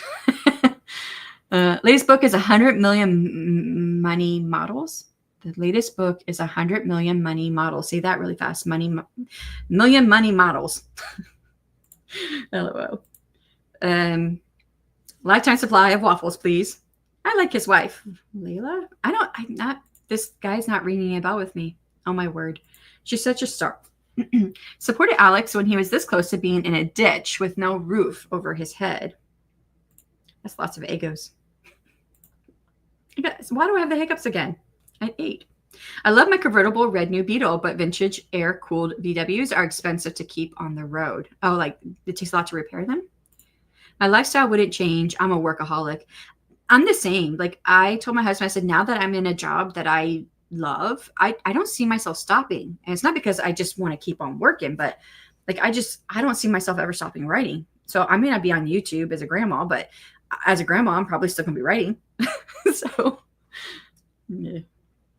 I still want tea and biscuits, treats. I don't want a big house because you need to always clean it. Hiring people, would you trust them not to rob you or worse later? Exactly. Like we had a maid service for a little while here, only to get me through like, well, I don't know that we put an expiration date on it, but they stole some of my stickers that were part of my Kickstarter campaign. I had to rebuy them.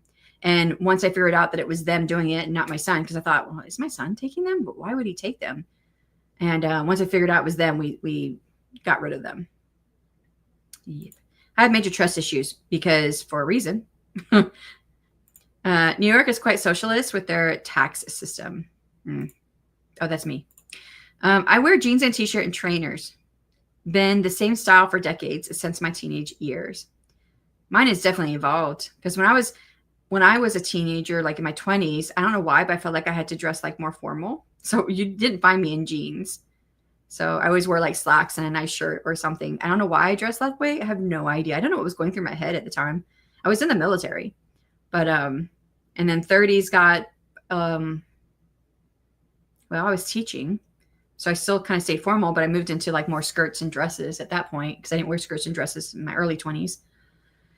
And now it's jeans and t-shirt. So yoga pants and tank tops and maxi dresses for me. I'm very creative. You and me both.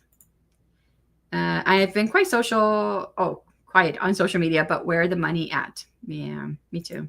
I don't like being on social media. Rose silver or something. Oh, I like rose silver too. That is pretty. There's silver with a tinge. I think it's called white gold. I think that's what I was thinking of. I shall be cutting no checks, but my author support nonprofit might. I think grants for food supplies and coffee would be just a natural part of the organization, albeit perhaps the most expensive. A grant for authors for coffee. There's a niche for grandma stuff on YouTube. I have been getting a few YouTube shorts with a grandma, and she always has the same shirt on. And it reminds me of the saying, this is common sense is not so common, but it says common sense needs a comeback or something like that, something along those lines. And sometimes she says, she's like, if you haven't heard this today, here's what you need to know. And some of the stuff is like, doesn't make no sense to me, but then some of it's funny. I can't even remember what she said, but the one that I saw today was funny, and I don't remember what it was. Very noble, Adeshile. I hope you make it big. I heard a Jim Rohn quote that is in alignment with that. The goal in life should not to be as useful for as long as possible, not to retire and do nothing. I liked that. The goal in life should be to be as useful for as long as possible, not to retire and do nothing. Yeah. I guess it depends. Like, to be useful as long as possible means that, like, inherent in that phrase is that you're useful to somebody.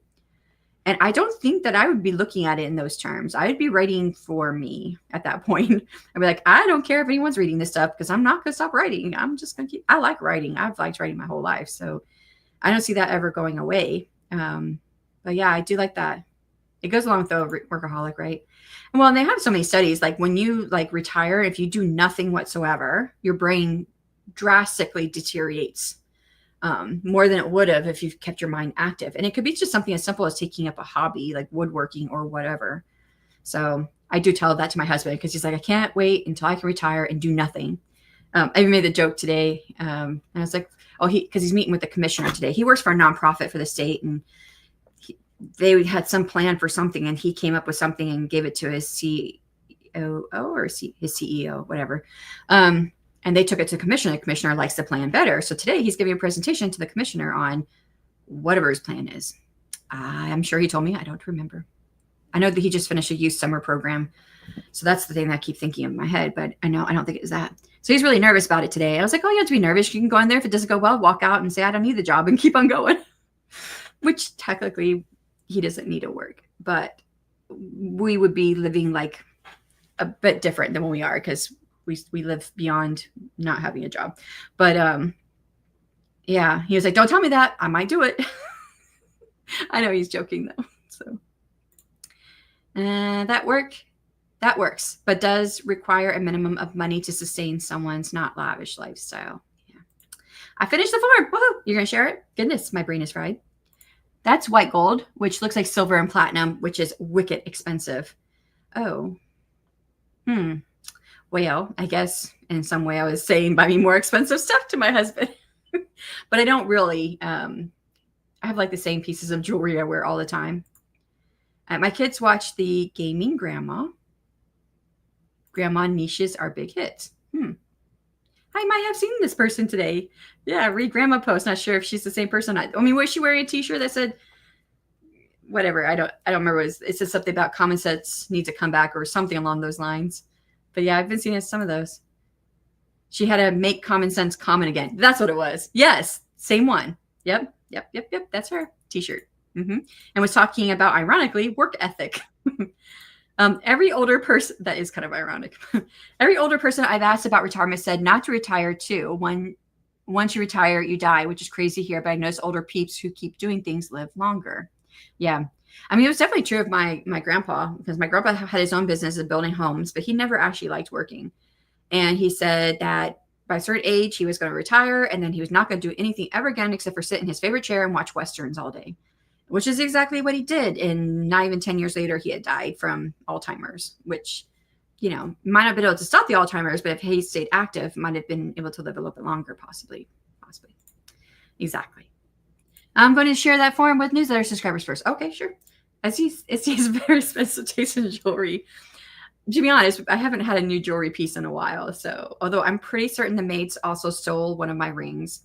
And it's one of my favorite rings because it has a blue stone that's light blue. It's so pretty. And I can't find it. And I remember I put it on top of my dresser. So, yeah. That might be the first time I asked for jewelry in a really long time. I don't really ask for jewelry. Yeah. It's not usually what I want. But what she said was funny. Basically, don't get outworked by Tyrone Biggums. Need to keep active, maintain muscle and bone density, mentally fit, all that good stuff. Not sure I'll make it that long, to be honest. Oh, sure you will, Andy. Because you're doing all those things, right? You've got a workout plan. And you're keeping yourself busy. I think you will. Okay, we've gone through all the comments. Woohoo! Let's get into another sprint. 1 hour on the clock. If anyone has to leave out, thank you so much for coming. And for everyone else, we're going to get started on the next 1 hour. In 3, 2, 1, good luck.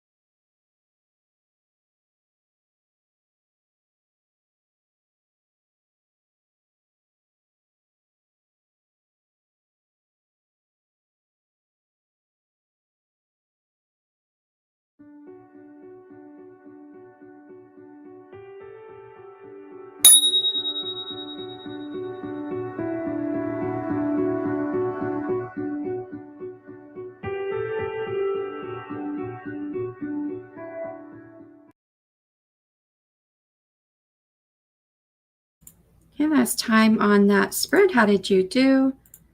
I got to add up my numbers here. Did a little bit more brainstorming and then started drafting. Oops, I'm going to hit no.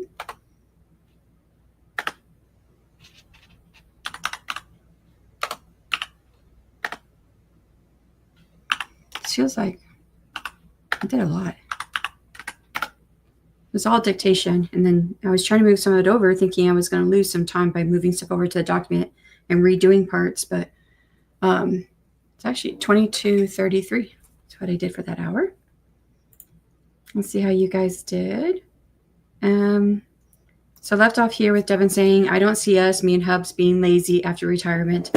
Yeah, definitely I know I won't be. And my husband has talked about finding a hobby of some sort whenever he does retire.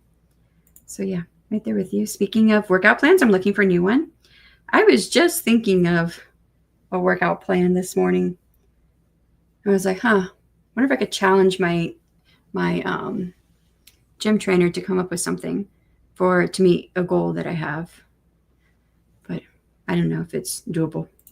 Boop. Hi, friends. Hi, Gwenna. How's it going? Alrighty, break time for me. But if anyone is interested in being on my ARC or Street Team, newsletter subs are getting it first here. And you can subscribe. Awesome. Thank you for sharing that. Jocelyn said, had to step away. No worries. Hopefully you're able to get done whatever you need to get done.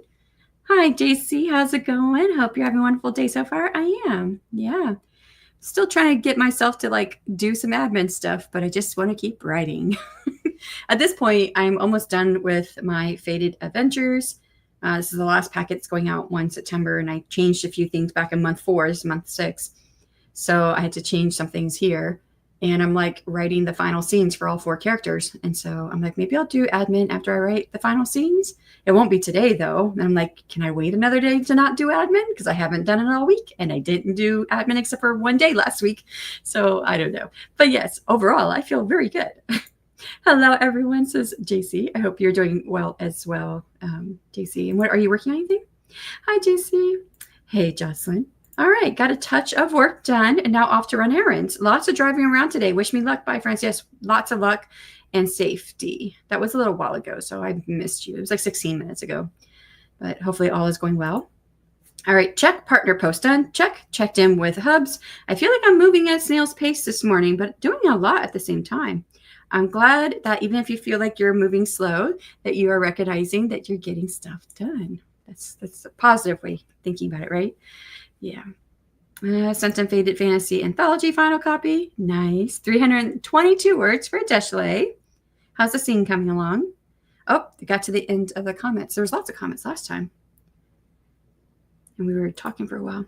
I'm doing okay. I woke up late because my body just didn't want me to get up. I mean, you got to take care of you. Yeah, if your body don't want to get up.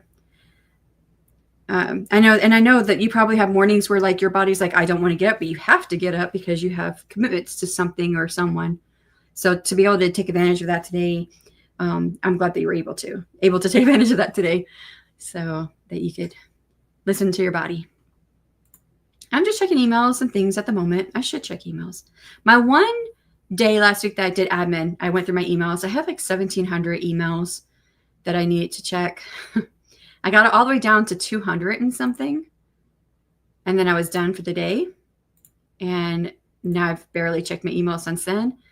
And it's not too bad, though. I'm up to 283. I think it was 226 or something like that.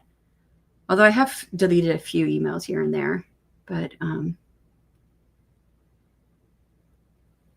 sorry, I was looking. I got an email from the same person back to back. I was did they accidentally send it to me twice? But it's 2 different subjects, so possibly not. But yeah, it's coming along, says Adeshley. Well, that's good. As long as you're making progress. When I get to because I know you're at the end. When I get to the end of a story, it is furious writing for me. I think because I always know what my endings are. I always know what they are. Once I hit that point where okay, I'm writing the final scenes, it is such a furious writing moment. And I'm super focused on it. and I'll finish it in one sitting. I did that on Monday when I finished the novella. Like the night before, I was like, I'm right at the ending. I'm coming up on the ending scenes here. And I was like, I could write the ending scenes. And I thought, if it's kind of late, I don't do as well writing at night. And I was like, I don't want to lose momentum. And I really want to feel that furious writing. That was Sunday night. And so Monday, I thought, okay, you know what? Monday, I'm going to get in there. I'm going to finish it up. And I did on Monday. So, yep. On Saturday, I was getting after it. And I started writing at 11:30 p.m. That's late. I mean, if you're a night writer, that does well. That will do well for you. Hold on. When I said night writer, made me wonder about something here. Yeah, Adeshle. So I have you actually on the calendar for our podcast. Oh crap, I hit the wrong button. Your episode's supposed to come out January 15th is what I have. And right now it's just placeholders. So I got you and I've got Tiffany. And I know I talked to JC just through chat here once about her coming on. But we might have to come up with something for that because I think this is going to be the last season of the podcast. And we already have all the spots filled. But we do have two specific topic episodes. So I don't know if there's something specific we can talk about. So we try to do like author interviews and then specific topic interviews. And the specific topic can be like we had a comic book artist and book cover designer on this season. For one of our specific topic episodes, but I think I'm like done. Oh, yeah. Tiffany, I've got her slotted for February 15th, which if we do, I might take off an episode in this next season, season 7. That way we can go to March 1st, because I was thinking that that we'd stop with 100 episodes. I thought that might be a good place. That's one of those things I've been thinking about, like stopping. It's just a lot of work for little pay. And I'm not pay as in like money, although that's little too. But, I edit all the episodes and, my 2 co-hosts, they do find one person per season now to interview for us for our podcast. And they do develop the questions. But it's just a lot of emailing, and I'm just tired of emailing because I'm finding the people, talking to them, emailing, putting all this stuff together, then arranging a time that all of us can be there. And, sometimes it doesn't work out. So it's just 2 of us instead of 3 of us, even after I've gone through and tried to make sure that we all have open times and that offer open times to our guests, and then someone drops out and, it happens, life happens, right? But I think I'm just tired of the whole thing over and over and over again. We'll be in 8 seasons next season. And if we make that the last one with episode 100, then I think that's good. I think that's a good run for podcasts. Yes, that's what I've been thinking. Wrote for 4 to 5 hours and got 2705-ish words. I was stoked. Were those all typing words or did you dictate? Just curious. Then, of course, recoup days, LOL. Yes, but you did not message me. No, I did not message you. I have hardly sent an email to anybody. Like I owe an email to Adeshle right now because he is reading, I got it right here, The Art of War for Writers with me, along with a few other people, which was Gwenna was one of them. I wrote down the names of people who said they were interested in coming on the podcast to talk about that book. Because in the off season, we talk about books. But I think that might be the only one we do so that I can make, because if we do 2 books this season and a special episode, that's going to make next season short before we hit the 100th episode. And I want to end on the 100th episode. So I think we'll just do this as the only book that we'll do. And that'll be the only one. I have a list of people written down who said they want to read this book with us. And I've been meaning to send that email to him and to the other people to see if they were all still interested. But, and then come up with a time that we can get together to record it, because we all need to know when we're going to record it so we know when to have the book read. So, because even though I've started the book, I have not finished it. All right, Gwenna. Yeah, it was Gwenna who said that she'd do The Art of War, and Jody, just write with Jody Jean Daniels. So 3 people that I've got written down here. So me, Gwenna, Adeshle, and Jody. So I need to check in with everybody, see if they're still interested. So this email really should have gone out already because, well, this was going to be slated for the October 15th off-season episode. But since if I take out the other book episode, we could do it for November 15th instead. That makes sense. that way. So if I take off that 2, so then this would be 199, 100, and then special office. Yeah, I'll figure it out. But yeah, I think next season is gonna be my last season. I started rereading James Scott. I remember this time Belle's book. See, you talking about books and stuff. This is something that I have an idea. Again, just an idea in my head and not going to come to fruition until next year. But I think I have an idea with reading these books. So last season, no more podcasts. Yeah, it's just a lot of work. And I didn't mind it really. But this season specifically, what I typically do is when we interview our authors, 2 weeks out from the day that the interview is supposed to air on, it airs everywhere. I get in touch with the author and I say, hey, what's a good time for you to have it released on YouTube? Because I set up as a premiere. So it looks like it's live, but it's not, but as a chat feature so that you can come and talk to people who show up. And, a lot of the authors have really loved that. But this season, I have not got a hold of anybody because it'll be like the date, like no joke, August 15th. I woke up on August 15th and thought, oh, it's the 15th. I need to get an episode out today. I mean, they're already recorded. I have to go and edit it and do all the thumbnail and description, and edit it. And my editing process is quite a bit. Where like 2 weeks prior, I should have really been getting in touch with the author and be like, what time would you like to premiere? And, have it all done by then. And every single episode this season, I have like forgotten about it until the day it was supposed to be out. And I'm like, this is your cue, Shannon. This is your cue that this is not something you want to do anymore. So, yeah. 2,705 words is a reason to get stoked. Yes, Jocelyn. Oh my gosh. I didn't even say something great, right? That was great to say. Thank you. I don't know why, but I don't always think of the right things to say. Or did you and I just didn't get it yet? No, I didn't send it. Jason, I have not sent any emails. I sent one email to one person in the last week. And I'm sure there's more than one I should be sending it to.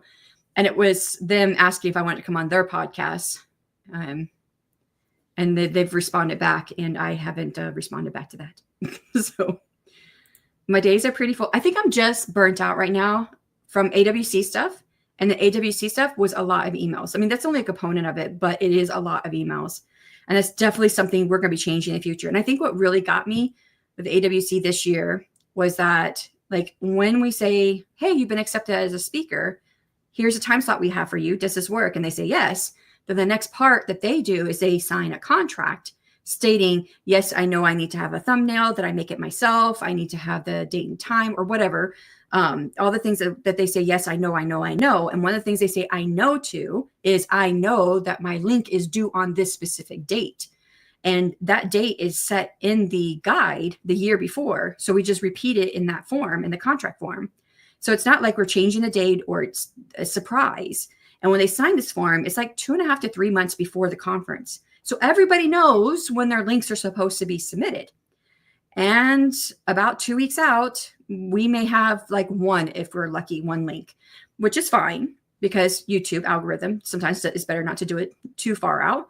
But about the 2 week out mark, I send an email and say, hey, links are due in 2 weeks. In that 2 week period, normally what's happened the last couple of years is that we get like 80 to 90% of the links. So then I'm just sending a reminder email like a day before that it's due. I do it the day of. And usually that's been it. And the day of, I think I've had like one person every year that the day of, they still hadn't turned it in, or I've had people contact me and say, hey, this has come up. Can I get it to you a day later? I'm okay as long as they have communication with me. But I was chasing after four people, like, I was like, hello, today's the day it's due. And then I sent another one at the end of the day that it was due and said, okay, this is the last day. There's only a few hours left. Please, ensure you turn your link or let me know what's going on. Nothing. The next day I said, you've missed the deadline. I will only leave this open for like another 24 hours. And, before we'll have it, no choice but to take out and not all four of them, I gave them more than 24 hours because I believe that was a Friday when it was due. And it was Monday when I sent the final emails. And then so four people, not a single one of them contacted me back until I sent the email out stating, well, we've not heard from you and you have not turned your link. So we've had no choice but to remove you from, and then three of them emailed me back right away. One had the flu or something, which, happens, but it's just funny because that one had the flu and she was on something else that I needed a replacement for. And so the other person, I got in contact with DL Tullery to see if she could replace that person doing the thing that she was supposed to do. And she emailed me right back. And I found out later she was in the hospital from almost dying when she emailed me right back. But the other gal couldn't even email me to say, I've got the flu. Can I get it to you late? Nope. She didn't send me an email until after I already took her off the list. And so I was like, here's a level in like professionalism here. But it's because I felt like a mom chasing after so many people like this past season, all these emails I was sending out that I was just done with the emails.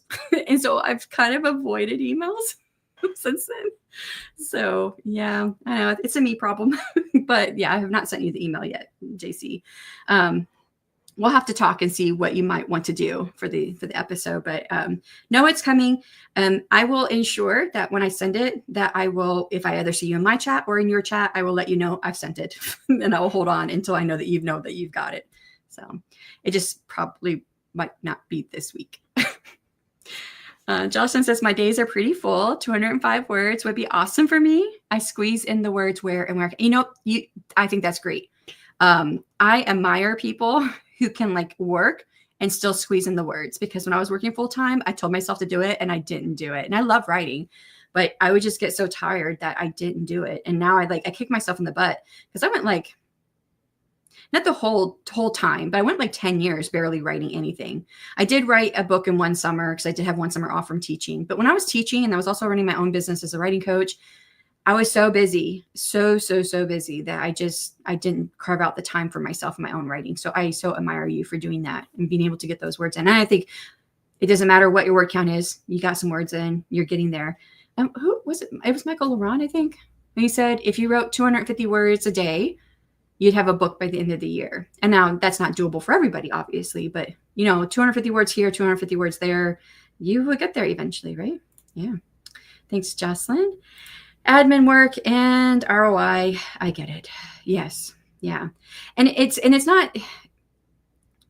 also, again, all the emails, because I have to email with my partners, like, let me know your schedule. And I have a month or I have a calendar set up by month where they go in there and they put when they're available on that calendar. So then I use that calendar to try and schedule our guests. But I've learned that once I schedule the guest and they pick a day and time, now I have to go back to my partners and say, like, does this still work for you? And sometimes it doesn't. So then it's going back and forth. And again, it's all the emails back and forth, back and forth, back and forth. And yeah. And I think I'm just done with that part. And yeah, that's a good run, Shannon. 100 episodes. I was thinking that too. I thought, 100 episodes, that's pretty good. All typing. Okay. I was gonna say, didn't you say you were going to try dictation at some point? Did you try? I feel like you actually did start trying it. And if it is the case that you did try it, what did you think? I had to start delegating the clones. I really wish I did have clones. But yeah, I am trying to get my life set up where it is mostly all writing. So, the Author to Be Writing Conference, it's not going away, but it's going to change what it looks like. It's not going to be in June. I know that. And that's not because we're changing it. And that's mostly because it seems like June is no longer a good time for a conference, and especially not one online, because people are getting out and doing things now during the summer. So we probably would have been changed in the month anyways, but we're definitely going to change what that looks like. And I thought, well, I've got my podcast, but seeing that I am just dropping off on it, I'm not doing what I usually do. I'm like, well, this is your sign, Shannon, pay attention. This is your sign. You're not motivated and interested enough in this anymore to make it the best it could be. So why you can't even keep up your own standards. So why are you going to keep doing it and forcing yourself to do something you don't like? So I think the biggest part is just trying to coordinate everything when it comes to the podcast, because I have 2 partners and then people we are interviewing. And it's very hard to coordinate all that and then still it not work out sometimes when somebody can't show up. Like one of our, not the guests, obviously we usually can't do an episode, the guests can't show up. But there's been a few times that it's just been me and one other podcast host. And I guess I kind of miss the, it being kind of like a thing that we all do. And that's just a small part of it, but yeah. You're in a podcast and I'm trying to figure out how to get mine started. LOL. Yeah. I mean, what is it that you're having? And what is the part that you're trying to figure out to get yours started? Is it like logistics or the tech or you don't have to tell me if you don't want to, but just curious if I could help out in any way with any knowledge that I might have. I don't know if I'm knowledgeable on the part that you're trying to figure out, but if I am, I would share. The Art of War for Writers sounds interesting. I think so too. Yeah. Fiction writing strategies, tactics, and exercises. And it's written by James Scott Bell. And it looks like a very easy read. So are you wanting to join us, Mom Maggie?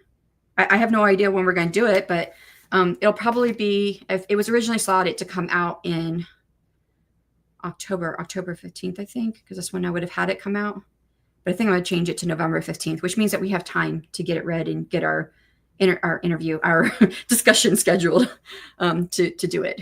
So now Shannon needs clones. I wish I did. Shannon has clones. She has to delegate. LOL. That's a lot, especially if you can't delegate it. Yeah. I mean, I've tried to delegate the parts of the podcast I could, because I used to be the one that found all of our interviewees, which I feel like was my job, because the podcast is published on my YouTube channel. It's not on their YouTube channels. And I publish it on the publishing. I publish it to an aggregator at Spotify that puts it out to all the other podcasts. Now, I don't make any money off of those.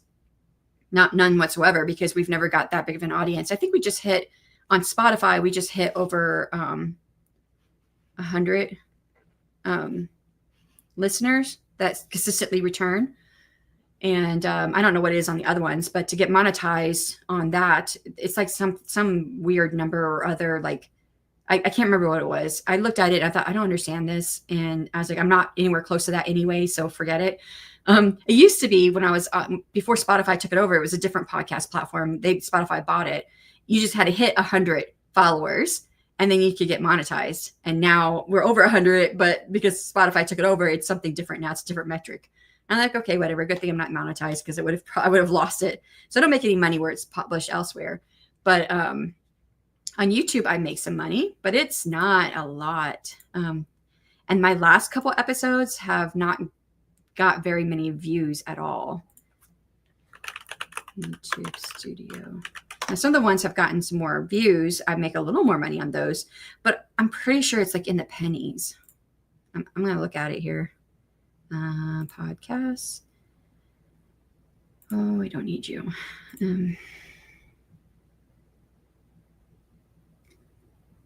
Yeah, so my last episode was 20 views, which I've gotten as high as 100 in the past.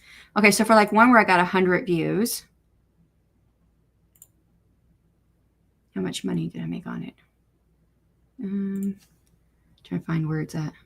Revenue. I made 79 cents on 100 views. So for the 20 view ones, it's not a lot of money. 79 cents is not a lot, right? So on the one with 20 views, I made 3 cents. So it's not a lot of money, but because I felt like I'm the one that is putting it on my channel with the potential to make money off of it, that I felt like it was my job to do everything, where they just had to show up. And I would ask for their input when it came to questions or whatnot, but I don't always get any questions back. I try to make it like in the very, very beginning where we all came up with questions together, but that didn't work out too well. So I just come up with the majority of the questions. And at this point, it's really, I come up with the questions and they look at it and they might offer an idea or a change or whatever, but that's not even every single interview. So recently, that's when I had them, where per season, they had to find their own person to interview for a specific topic episode and then come up with the basic questions. And that's helped out a little bit. But I guess even that now is probably a little too late for me, because I feel like I'm just done with it. But, yeah. Oh, hit the wrong button. Okay, LOL, you're a busy woman, Shannon. It's fine. For regular folks, you can just do a giant chat. I mean, this, not giant chat, but wait, are you talking about the podcast or something else? Maybe the podcast. This is a little bit along the lines of what I was thinking. I was going to bring the idea to you. Not quite that, but something along those lines. Yes, read dictation. I'll be trying to get back to it. Okay, so you did try it. It wasn't bad. I need to find an easy concept to try.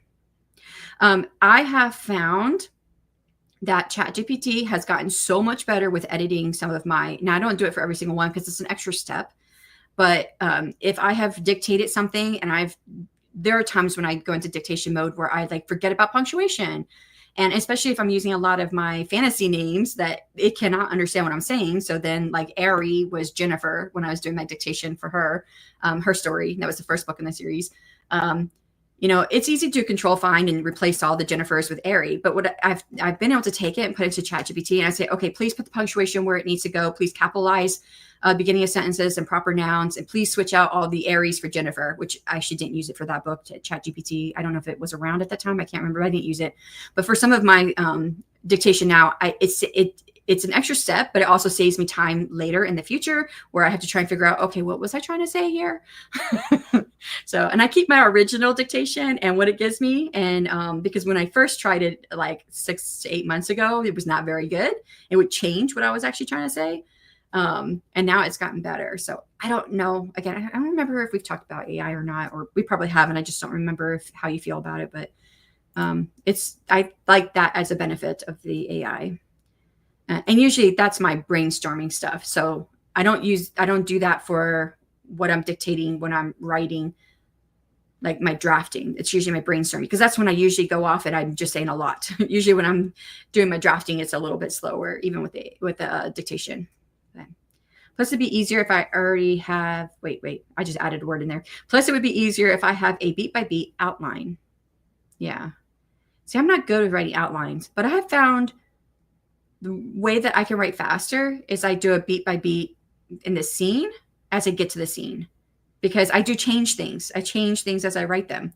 So, and that's that would just annoy me the most, is I'd write this outline, but then I change something. I change everything else in the rest of the books, and I have to write a whole new outline, which I didn't like doing. So now I just do it by each scene, and it works out much better that way for me. Which still would take up a lot of time in of itself to do, and I'm not an outliner by inclination. Yeah, me neither. But getting my thoughts organized takes some effort. That said, if I tried a different stylistic approach, dictation might be easier. Like I was reading T.W. Piper's Contamination series. It was very plot forward. To me, it reminds me of reading a report. Yeah.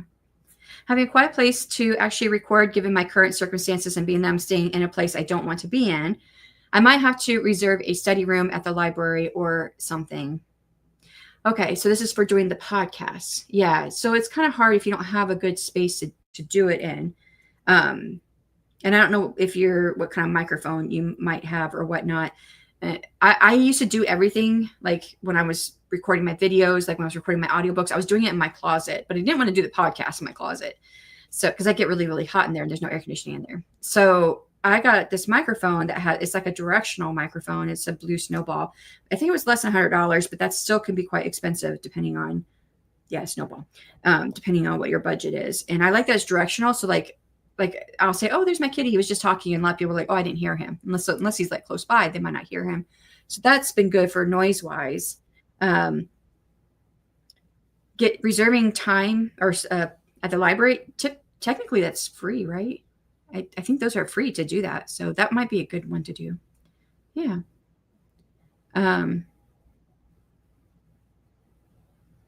Before I got this microphone, I used Audacity to clean up my audio. There is a step I used to take in Audacity that I no longer have to do because of my directional microphone. So before I got it, in Audacity, there was a way that I would record the room noise first. When I was recording for the podcast and whatnot, and for the videos, I'd record the room noise first. So in Audacity, you can go in there and pick that room noise clip and tell it to, it's very easy. It's one of the things it's like a click down menu button you hit. And basically what it does is it looks at that clip and what's in it. And then you go back through and you do it and you say, use that noise profile, and it will take out that sound. So like maybe it's the air conditioner sound. So you get a noise profile of that air conditioner sound, and then it removes it from the rest of your audio. And that's Audacity, which is free. So that might be something maybe you can look into if you're doing any recording in a place where there's noise. I mean, it still has storytelling style, but the directness reminds me of a report, at least in his first book and prequel series. Yeah. When you say it's plot forward, I mean, a lot of genre books are plot forward. Hopefully nobody's upset by the term. That's how I learned it in when I was going to my my master's in writing. But And I used to be like, genre book. What do you mean genre? And I write genre fiction. So a lot of it tends to be plot forward. It's interesting that is something that's plot forward. It's a newer book. They have found that a lot of genre books but I don't read probably what you're reading there because I don't recognize that. Let's see. Did you say what it was? Contamination series makes it sound like it's post-apocalyptic or something like that. I don't really read anything like that. The last time I read a book that was post-apocalyptic was 2 years ago. So I don't know if it would be the same, but I found that like a lot of books recently have, even though they have just like heavy on the plot, there's still a lot of character building going on. Yeah. My podcast is going to be talking about the dealing with mental health and chronic illness. If I can talk today, and chronic illness issues with the creative space. I actually have the first 12 episodes I want to do outlined.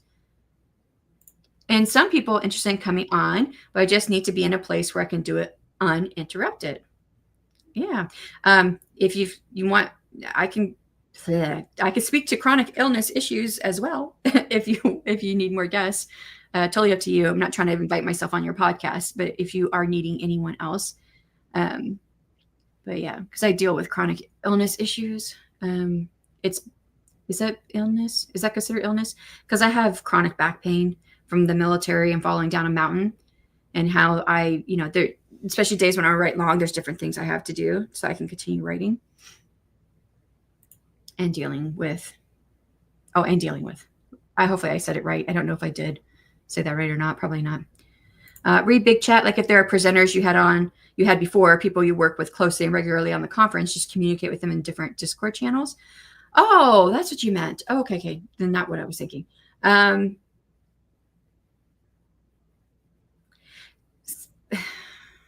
I mean, we do have a Discord for the AuthorTube Writing Conference, but I can't say that we like have people that are regularly in the conference. And the only ones that we really decide on are the special guest speakers. And then of those, the only one that would be a regular every year, for as long as we're going to do it with me at the head, would be Dale. He said as long as I'm part of it and I'm running it, that he will come to every conference and speak at it. So, which y'all don't probably know, but I almost handed the AWC over to someone else earlier this year. And then Dale had told me at that time that he would not continue with it. And, but I had such anxiety of handing it over to someone, even though I was in talks to hand it over to someone, that I finally had to tell them that it was just causing me I was not sleeping. I was waking up with anxiety attacks. And I realized I wasn't ready to hand it over yet. So, he's the only one I know for sure that would come back every year. Otherwise, I don't know who's going to be there every year. And there's, and the way YouTube works, right? There are people coming and going on YouTube all the time. They say with the average lifespan of a YouTuber is like 5 years or something like that. I don't know if I have the right number, but it's not as long as you think it would be. And I'll hit 5 years next June. Maybe I'll disappear. But I mean, there's obviously people who have been on here longer, and there's people who are here for a while and then they're gone and then they come back for a while. So because of that, the nature of YouTube, because people are always coming and going, I'm always finding new people who are authors or writers here on YouTube. And some of them are just now starting out. Like they have less than 500 subscribers. And there's some I'm finding with like 20,000 subscribers. And I'm like, I've never heard of you before. Where have you been? So, yeah. So I think that might be the harder part. I still have my Snowball microphone. Oh, you do? But it's somewhere buried in my trunk. So I don't know if it's any good anymore. So I probably will need another one. It's very plot forward. It's hard to describe, but yes, it's post-apoc. Cool. It sounds like an interesting concept for the novel. What you're saying is like reports. It's almost like reading something that's like journal entries. Yes, that is most definitely considered a chronic illness. Oh, okay. I don't know why I was thinking like it's a chronic injury. It's not a chronic illness. Or is it an illness? Is it considered an illness? It's an injury. Maybe it's the same thing. And I was overthinking it. I overthink things sometimes. Whoops, his name is spelled T.W. Piper Brook. He has a lot of books, but his 6 or 7 book series is copyrighted 2019. Okay, so yeah, I don't think that the trend was for the character development was very high as much back then. And then I don't even know what it is for the post-apocalyptic series. But I know for like a lot of other like fantasy and some of these other ones, they start trending to having, still having the plot, but trying to get more into the character. And some of this was already there, and some writers were already doing that, but it's okay, Shannon. I overthink things all the time. I'm glad we're on the same wavelength. So, all right, let's do another sprint. If you guys are wanting to keep going, I know I want to do at least one more because I'm right at the end of this scene, and it's a good scene. So I want to finish it up, and get to the end of the scene at least, and then we'll see if we still want to keep going after that. Find the right button. For anyone who has to leave out, thank you so much for coming. And for everyone else, we'll get started on another 60 minutes. 2, 1, and good luck.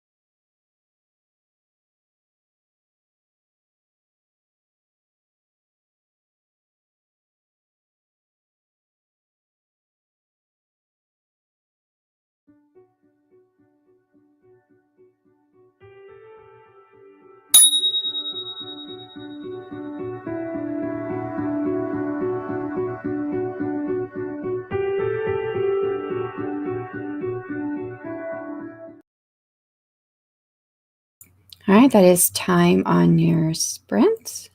How did you do? My brain is like still in this. I finished up that scene I was working on, and then I moved into the next one, and my brain is like still on that scene. I love writing the ends of stories, and because with the Fated Adventures, there's 4 characters that the participants could have chosen from to follow. Writing the end of the story is like I get to do it 4 times. It's really cool. So, and all of them are kind of ending in a different place for part of the scene. So there's kind of the wrap up the romantic arc and then moving into the final scene. And so that wrap up of the romantic arc, they're all in a different place. And I was like, I kind of want like even like different places that have not been like part of the story to start with. Which I was able to do sort of for 3 of them, but not for a 4th one, sort of. I'm trying to figure out how much I wrote. Hold on. 229. So I had 2 drafting periods and then a brainstorming period. I was in the middle of brainstorming what else I want to do with this scene. Like, I know what I want to do. I'm just verbal vomiting it out. Like, okay, this and this, and then that. If he moves there, then this happens. And yeah, 1319 altogether. So, okay. Let's see how you guys are doing. Left off here with Justice said, let's keep on going. So we'll do it. And JC says, I even have a shirt that says, hold on, let me overthink this. Hold on, let me overthink this for a minute, LOL. Oh my gosh.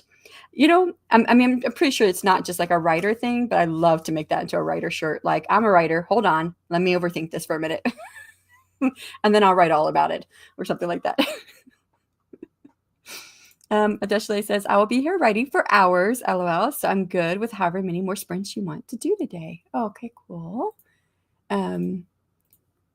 I know there are other people who are sprinting tonight. JC usually goes on Wednesdays. And is it not coming up?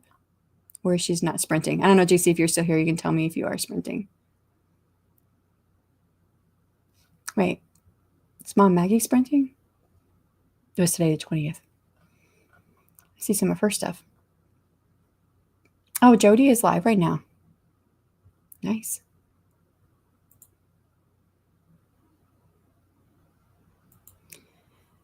Okay, let me see.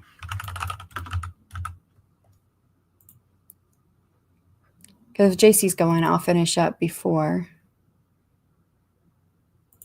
she starts. Yep, she's going at 6 o'clock. So I'll definitely finish up before then. I mean, that's still like 4 hours away. But that means we can do a few more sprints. That's a great shirt, JC. I thought it described me perfectly, additionally. Also, hey, I want a shirt like that. Mom Maggie had to head out for meal prep with the eldest. Can I get that on a coffee mug? Oh, hello, Devin. Woo, kiddo is home from the bus stop. Then I got the rest of the ingredients from the store. Time to start drafting the mini newsletter for ARC signups. Brain is mush. Yeah, you've been a busy day. That sprint. I agree, Jocelyn. I felt like when I went to that brainstorming period, that last little bit that I went to brainstorming, I was like, okay, I'm getting my thoughts out. And then I look up and it's like a minute and a half left. I'm like, wait, what happened to the sprint? Was that an hour? I felt like that wasn't an hour, but it was an hour, was it not? Yeah, it was an hour long. Okay, but it sure didn't feel like it. Great. Did you see that Dale Roberts is hosting a Kickstarter? Oh, is it going now? I know he was going to be starting a Kickstarter soon. I just didn't know it actually started yet. I'm like so out of the loop with stuff right now. I've been doing nothing but writing this month. 382 words for Deshley. Nice, making progress. You know, I could make a shirt like that from my online store. You could. I'll have to reword it a little so it doesn't seem like a copy of the shirt I have bought from Walmart. I honestly think it doesn't matter. Unless it's copyrighted, you can put it on there, I believe. Don't quote me. But I know I looked into it like a couple years ago because I was seeing like different shirts with the same like thing on it, the same writing. But there was maybe like the writing was slightly different. The font was different, or one had a picture with it. And I was like looking, and they were all different companies. So it doesn't mean that that was not copyrightable and people were just getting away with it at that time or whatnot. But I tried to look into it and I couldn't find anything where you can't you can't copyright a phrase or something. I'm trying to remember what it was. I don't remember what it was, but yeah, I'm sprinting tonight. Writer shirts are probably a win. Yes, I love writer shirts. Dale's Kickstarter opens September 30th. Oh, okay, so it's coming up, but he's offering early perks. I don't know. Have to check. Huh.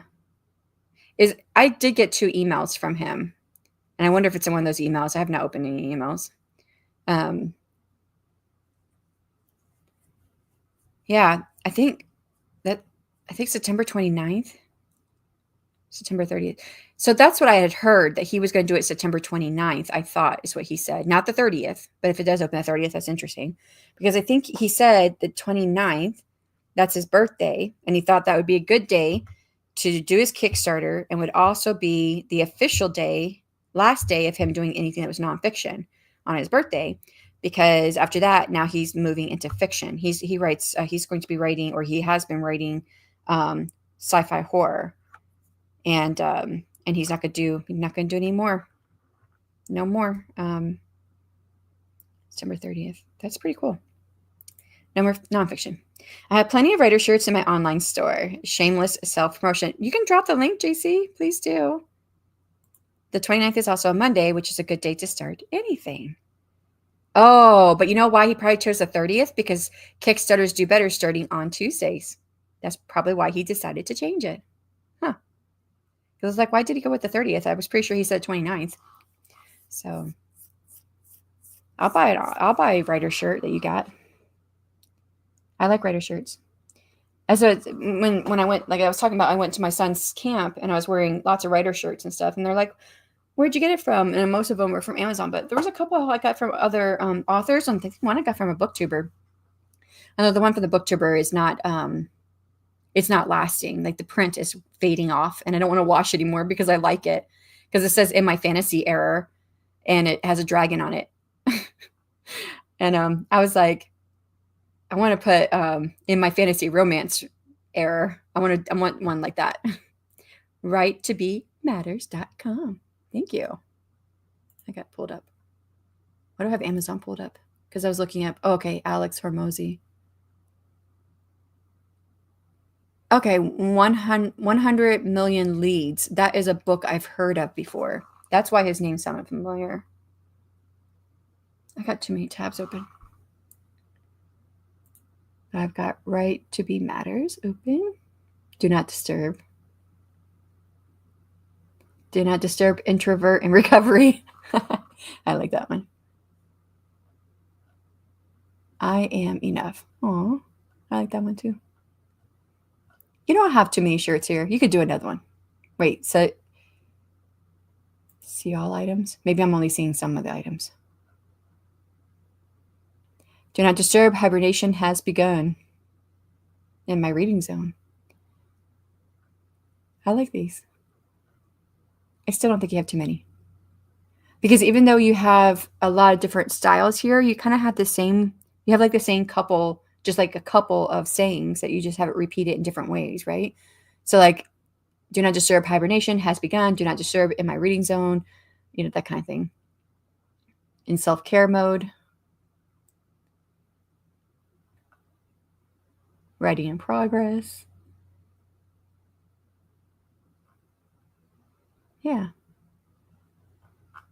I think you should do another one with that one, but make it writerly. Let's see. What was it that you had said? So you said, I'm sure this is, hold on, let me overthink this for a minute.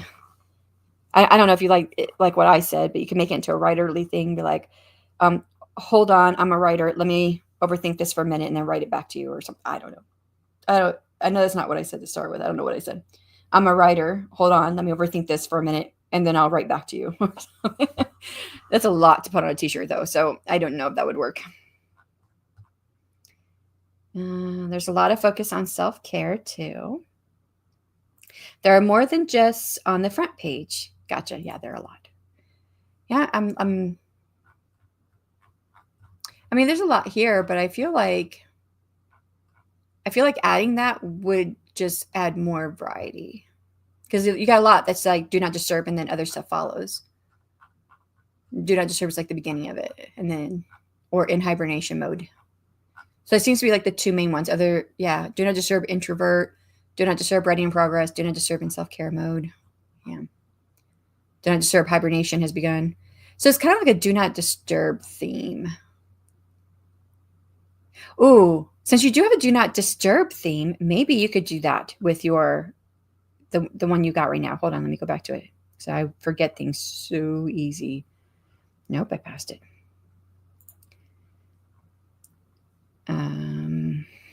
Nope. I keep missing it. Okay. Do not disturb. Let me overthink this for a minute. There you go. You can make it fall right in with your theme that you have going on. Okay. If you click browse all, there's the rest of them. Yeah, I did. I hit the browse all. I think that could fit right in. I don't think you have too many. I will work on that this weekend. There you go. All righty. Let's go ahead and get ready for another sprint. For anyone who has to leave out, thank you so much for coming. And for everyone else, we will start the next hour in 3, 2, 1, and good luck.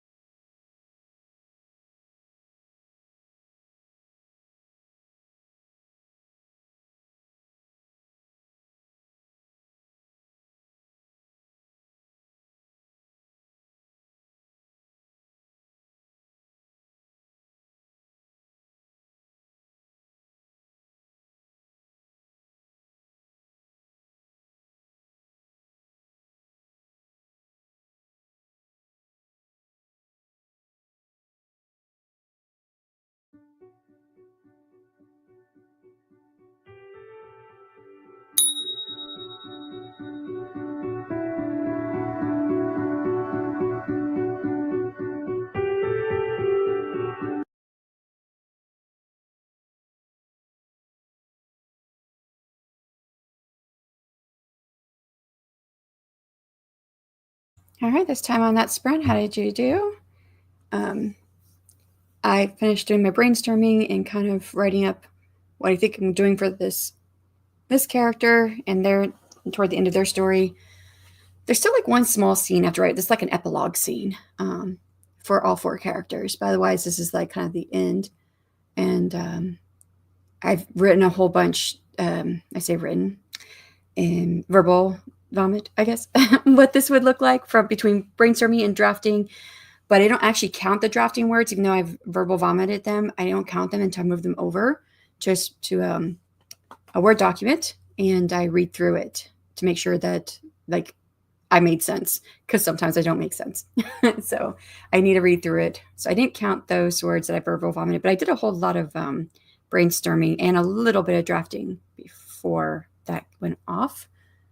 And that is 2519 altogether.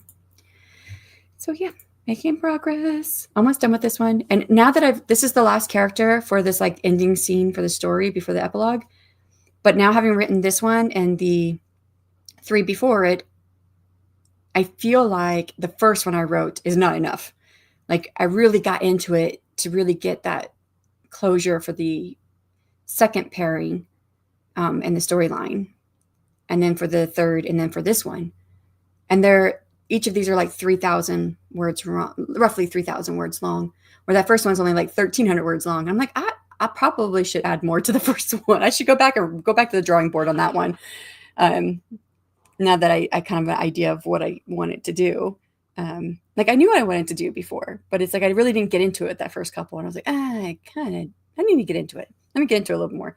So then we'll go back and revisit that one and see how I can make that one match the others. Even though when the Fated participants, right, the Fated Adventures participants, those who are getting the story, they don't get the other stories. They only get the one character they're following. So it's not like the character, like the person who gets this character's story ending, they're going to know that it's any different than anybody else's. But I just feel like the other ones feel very magical, happy ending. And it felt like a magical, happy ending when I wrote it, but the other ones are way more magical. So I think I need to go back and redo that one. So yeah, okay, that's what I'm thinking. Left off with JC saying I'll work on that this weekend with a new t-shirt. Also, some of the t-shirt slogans you might be able to do them as hats. Yeah, if people like wearing hats. My husband liked wearing hats when he was younger, but he don't wear them anymore. I've never liked wearing hats. I will add that as well this weekend, making a note of that now, just giving her more work. Thank you. And Shannon just let me know that I need to change the front-facing items to be more right-centric. Well, I feel like they are. Well, sort of, I guess. I just automatically assumed that they were more right-centric. Yeah, I like them. I guess I know what I'll be working on this weekend, LOL. Lots of work ahead of you. Oh, and Shannon, you clicked on see all items, which takes you to the rest of the particular collection. But if you go to, is there another one? Okay. Let me go.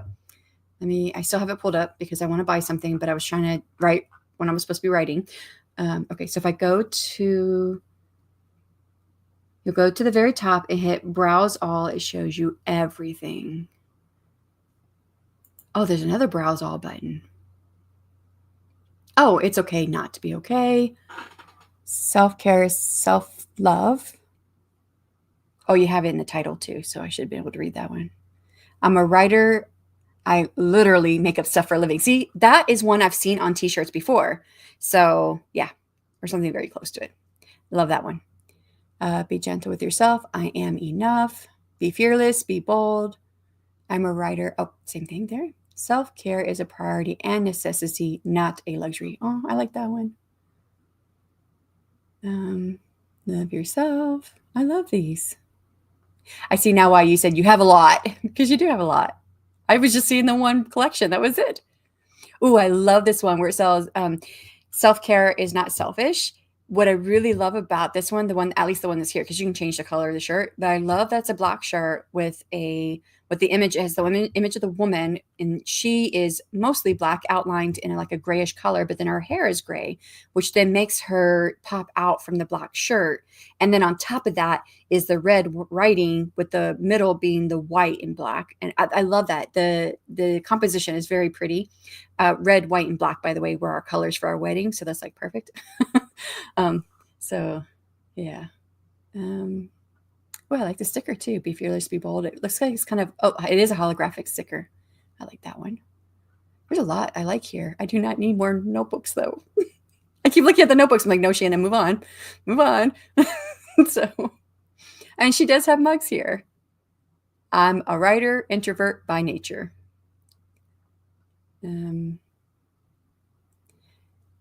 I hashtag write to be authentically me. Oh, I love that. Do you have that on a t-shirt somewhere? Oh, yeah, there's like more pages. Okay, I see why you say you have a lot here. Love it. Okay, I'm still new with using this platform to sell on, so I have to figure out how to change the layout so it's not so confusing. Is this like a, I can't remember it. I think, is it the same one we use for the Author2 Writing Conference or a different one? And you'll probably be like, well, which one do you use for the Author2 Writing Conference? And I'll be like, I really don't remember. Spring tea, something like that, I think maybe. Yeah, maybe. I think that's what it is. Although it looks like you have more shirt colors than you can get on spring tea. Because on spring tea, you're limited to like 5 colors. And like one of these, I see it says it has 8+ colors. So this is probably not spring tea. Yeah. But the layout is very similar to spring tea. Like you have collections, and then, but it doesn't show you everything. It's by collection. Yeah. You're welcome, JC. 270 words. We're in the story's battle, like right now. Okay, so we need like hurry up and get back to a sprint so you can finish off the battle. Like they've just squared off. So now I'm figuring the fight dynamics. Oh, that part always kind of gets me. I love the fight scenes and stuff, but yeah, fight scenes are hard to write, I think. Unless it's like one-on-one fighting. Like I did have a fight scene between Ari and the Snow Princess in the first book of the fantasy series, and that was really cool. I love that fight scene. It wasn't actually much of a fight scene. It was very short, but I loved it regardless. Yeah. I didn't put that on a t-shirt because some feedback I got was that it would be only good on a sticker. Rewrite to be authentically me. Yeah. I mean, people could feel that way about it. I don't use stickers as stickers. So then they end up becoming a collection that I don't ever look at. I know that sounds so stupid, but like I have this thing where I have a sticker. I'm like, I can't make it a sticker. If I have to peel off the back and put it somewhere, well, what if I don't have that thing later? Now I no longer have the sticker. But so then the sticker just ends up with a bunch of stickers that I never look at again, except for like once in a blue moon. No, I moved from Teespring to Fourth Wall. Okay, so this is Fourth Wall. Teespring was not a very good platform. Yeah, there's a lot of limitations with it. And I've heard a lot of good things about Fourth Wall. So yeah. Nice. I think this one will be short too. Oh, okay. Yeah. I think short and punchy is really good. What? Additionally, were we reading a book? One of the books that we read for the podcast, was it like, I can't remember if it was one that we read or if it was another one I read during the podcast. I feel like all the recent books I've read for the podcast have been in conjunction with the books you're reading. Where they said, I don't remember. Anyways, but they said like for scenes that are supposed to be short, so like a fight scene, so not supposed to be short, but moves quick. Sorry, that's what I meant to say. For a scene that's supposed to move quick, you make it long. And for a scene that's supposed to be drawn out, you make it short. I don't really understand the reasoning behind it. It sounded sort of like it made sense when I heard it from the book, but now I can't remember the reasoning. Yeah, forget it. I don't even know where I'm trying to go with that. Like, have you ever seen those scenes where there's all like 2-3 moves and then a character falls? Sort of like that, but with a few more moves. Do you have magic in there? So mine was magic based. Because the Snow Princess was trying to get Ari to her side. And Ari's just come into her magic. And then the Snow Princess tries to use her magic against Ari. And Ari's like, and then suddenly just like her magic works. And it kind of breaks through her magic and kind of slaps her back. And then she's like, I'm sorry, I can't help you. And then she left. It was very short. But it was the moment the Snow Princess snapped, because up to that point, she was friends with Ari. There is magic, but that's gone now. FMC is spent. Hmm. It's funny that that's like a thing because like my draft, my story that I'm just now drafting, the part that I'm drafting, it's the female male protagonist of this couple, and the male, he is a sun werewolf, which means it's his the magics don't work well when the elements are the opposite of each other. They don't work well in my world, and often they make creatures that are very powerful and can destroy everything. So then there was a creature that was made to destroy those creatures, and those creatures that were made to destroy the creatures of opposite magics were the werewolves.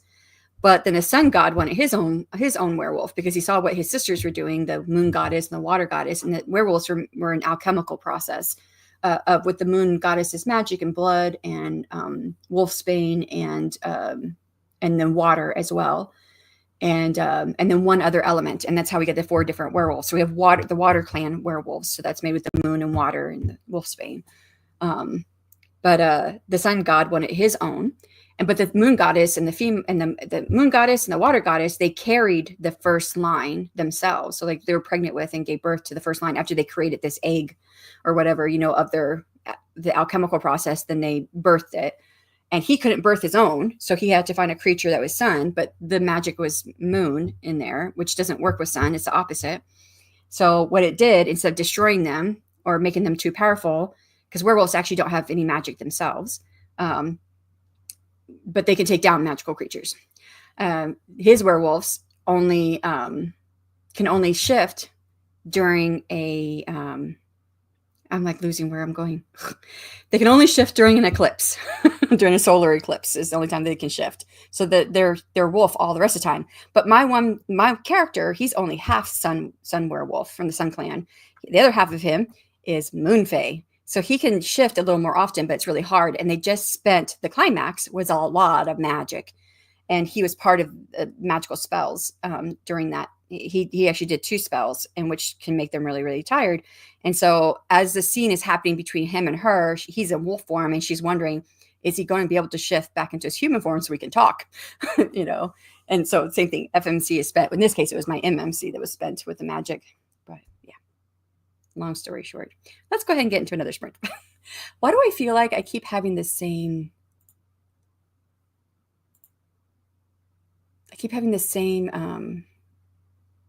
timer for the last couple timers? It was exactly the same one. It's done it like 3 or 4 times now. Yeah, so I'm gonna back it up to a different timer. We'll start there. Nope. Stop. It's wanting to play already. YouTube is funny sometimes.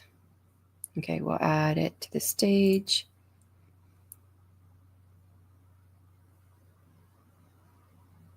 Okay, so this is a different one. Okay, get started for another. Jocelyn says stepping away again. All right, bye, Jocelyn. And we'll get started. Anyone who has to leave out, thank you so much for coming. For everyone else, we'll get started in 3, 2, 1, and good luck.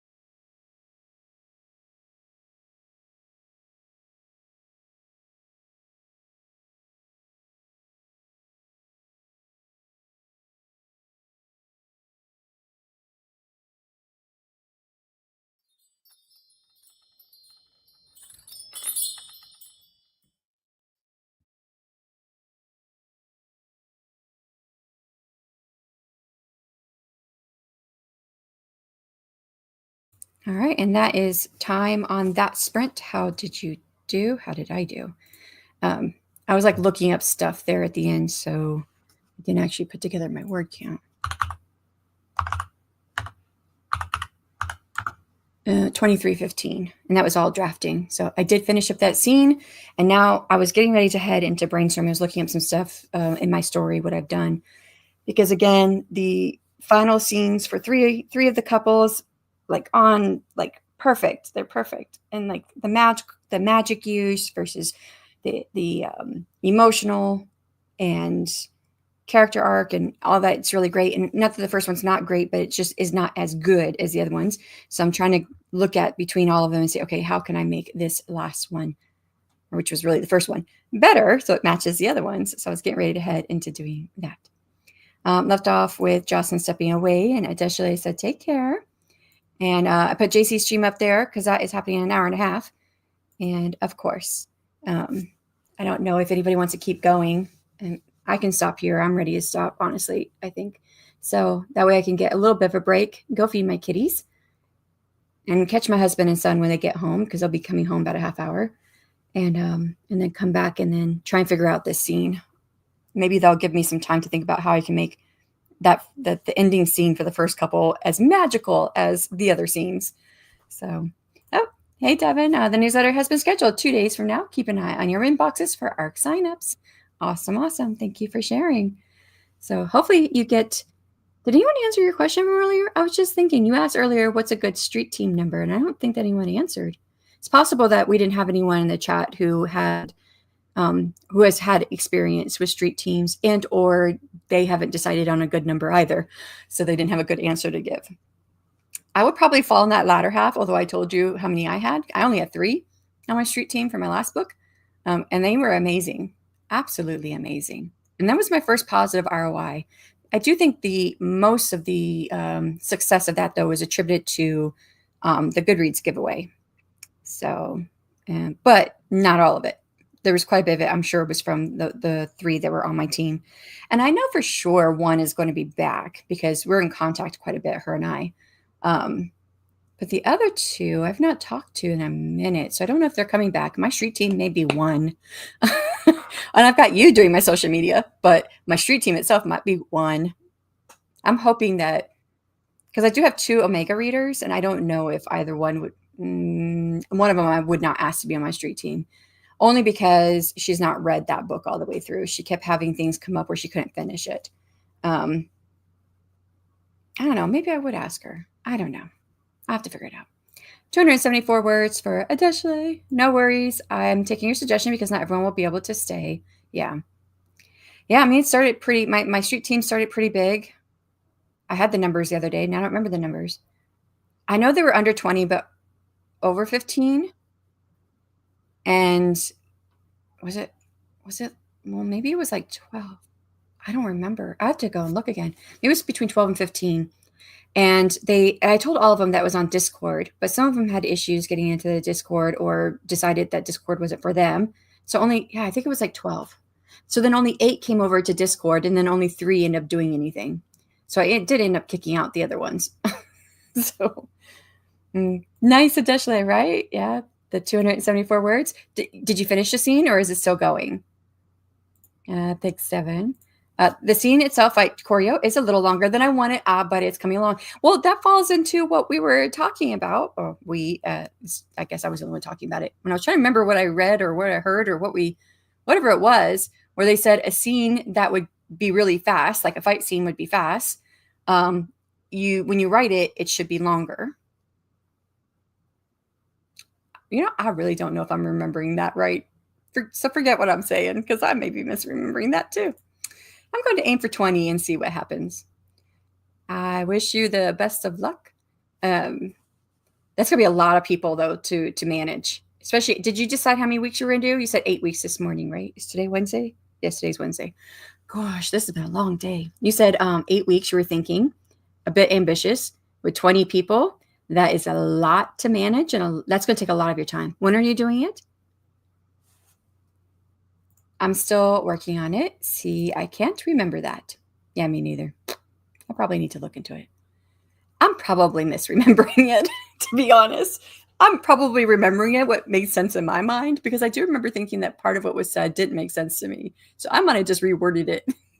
But all right, guys, I think I'm gonna stop here because I have been going all day, and people are gonna be getting home here soon, and my kitties need to get some food in them. So I will be stopping in at JC's. As long as my mind is still going good, then I'll probably be sticking around and writing for a little while. I'm not trying to bore people with blow-by-blow moments, but I feel like they need to understand what's happening because there's only a few actual movements. And you know what? I mean, you can't revise what's not on the page. So I would say it's better to get it all down, and then you can go through and figure out what to keep and what to get rid of. And you know, I would use a reader probably for this moment because they might be able to tell you better because you're really close to it. You know, what's working and what's not working. January is a street team. I have fingers crossed that half will drop out.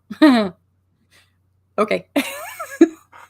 I mean, I do hope you have 20 just for the fun of what's going to happen and getting your book out there. I think you're probably right. Is it like between 20 and 50% of like ARC readers drop out? Or maybe it's higher. Rest your body in the clones. LOL. Good point.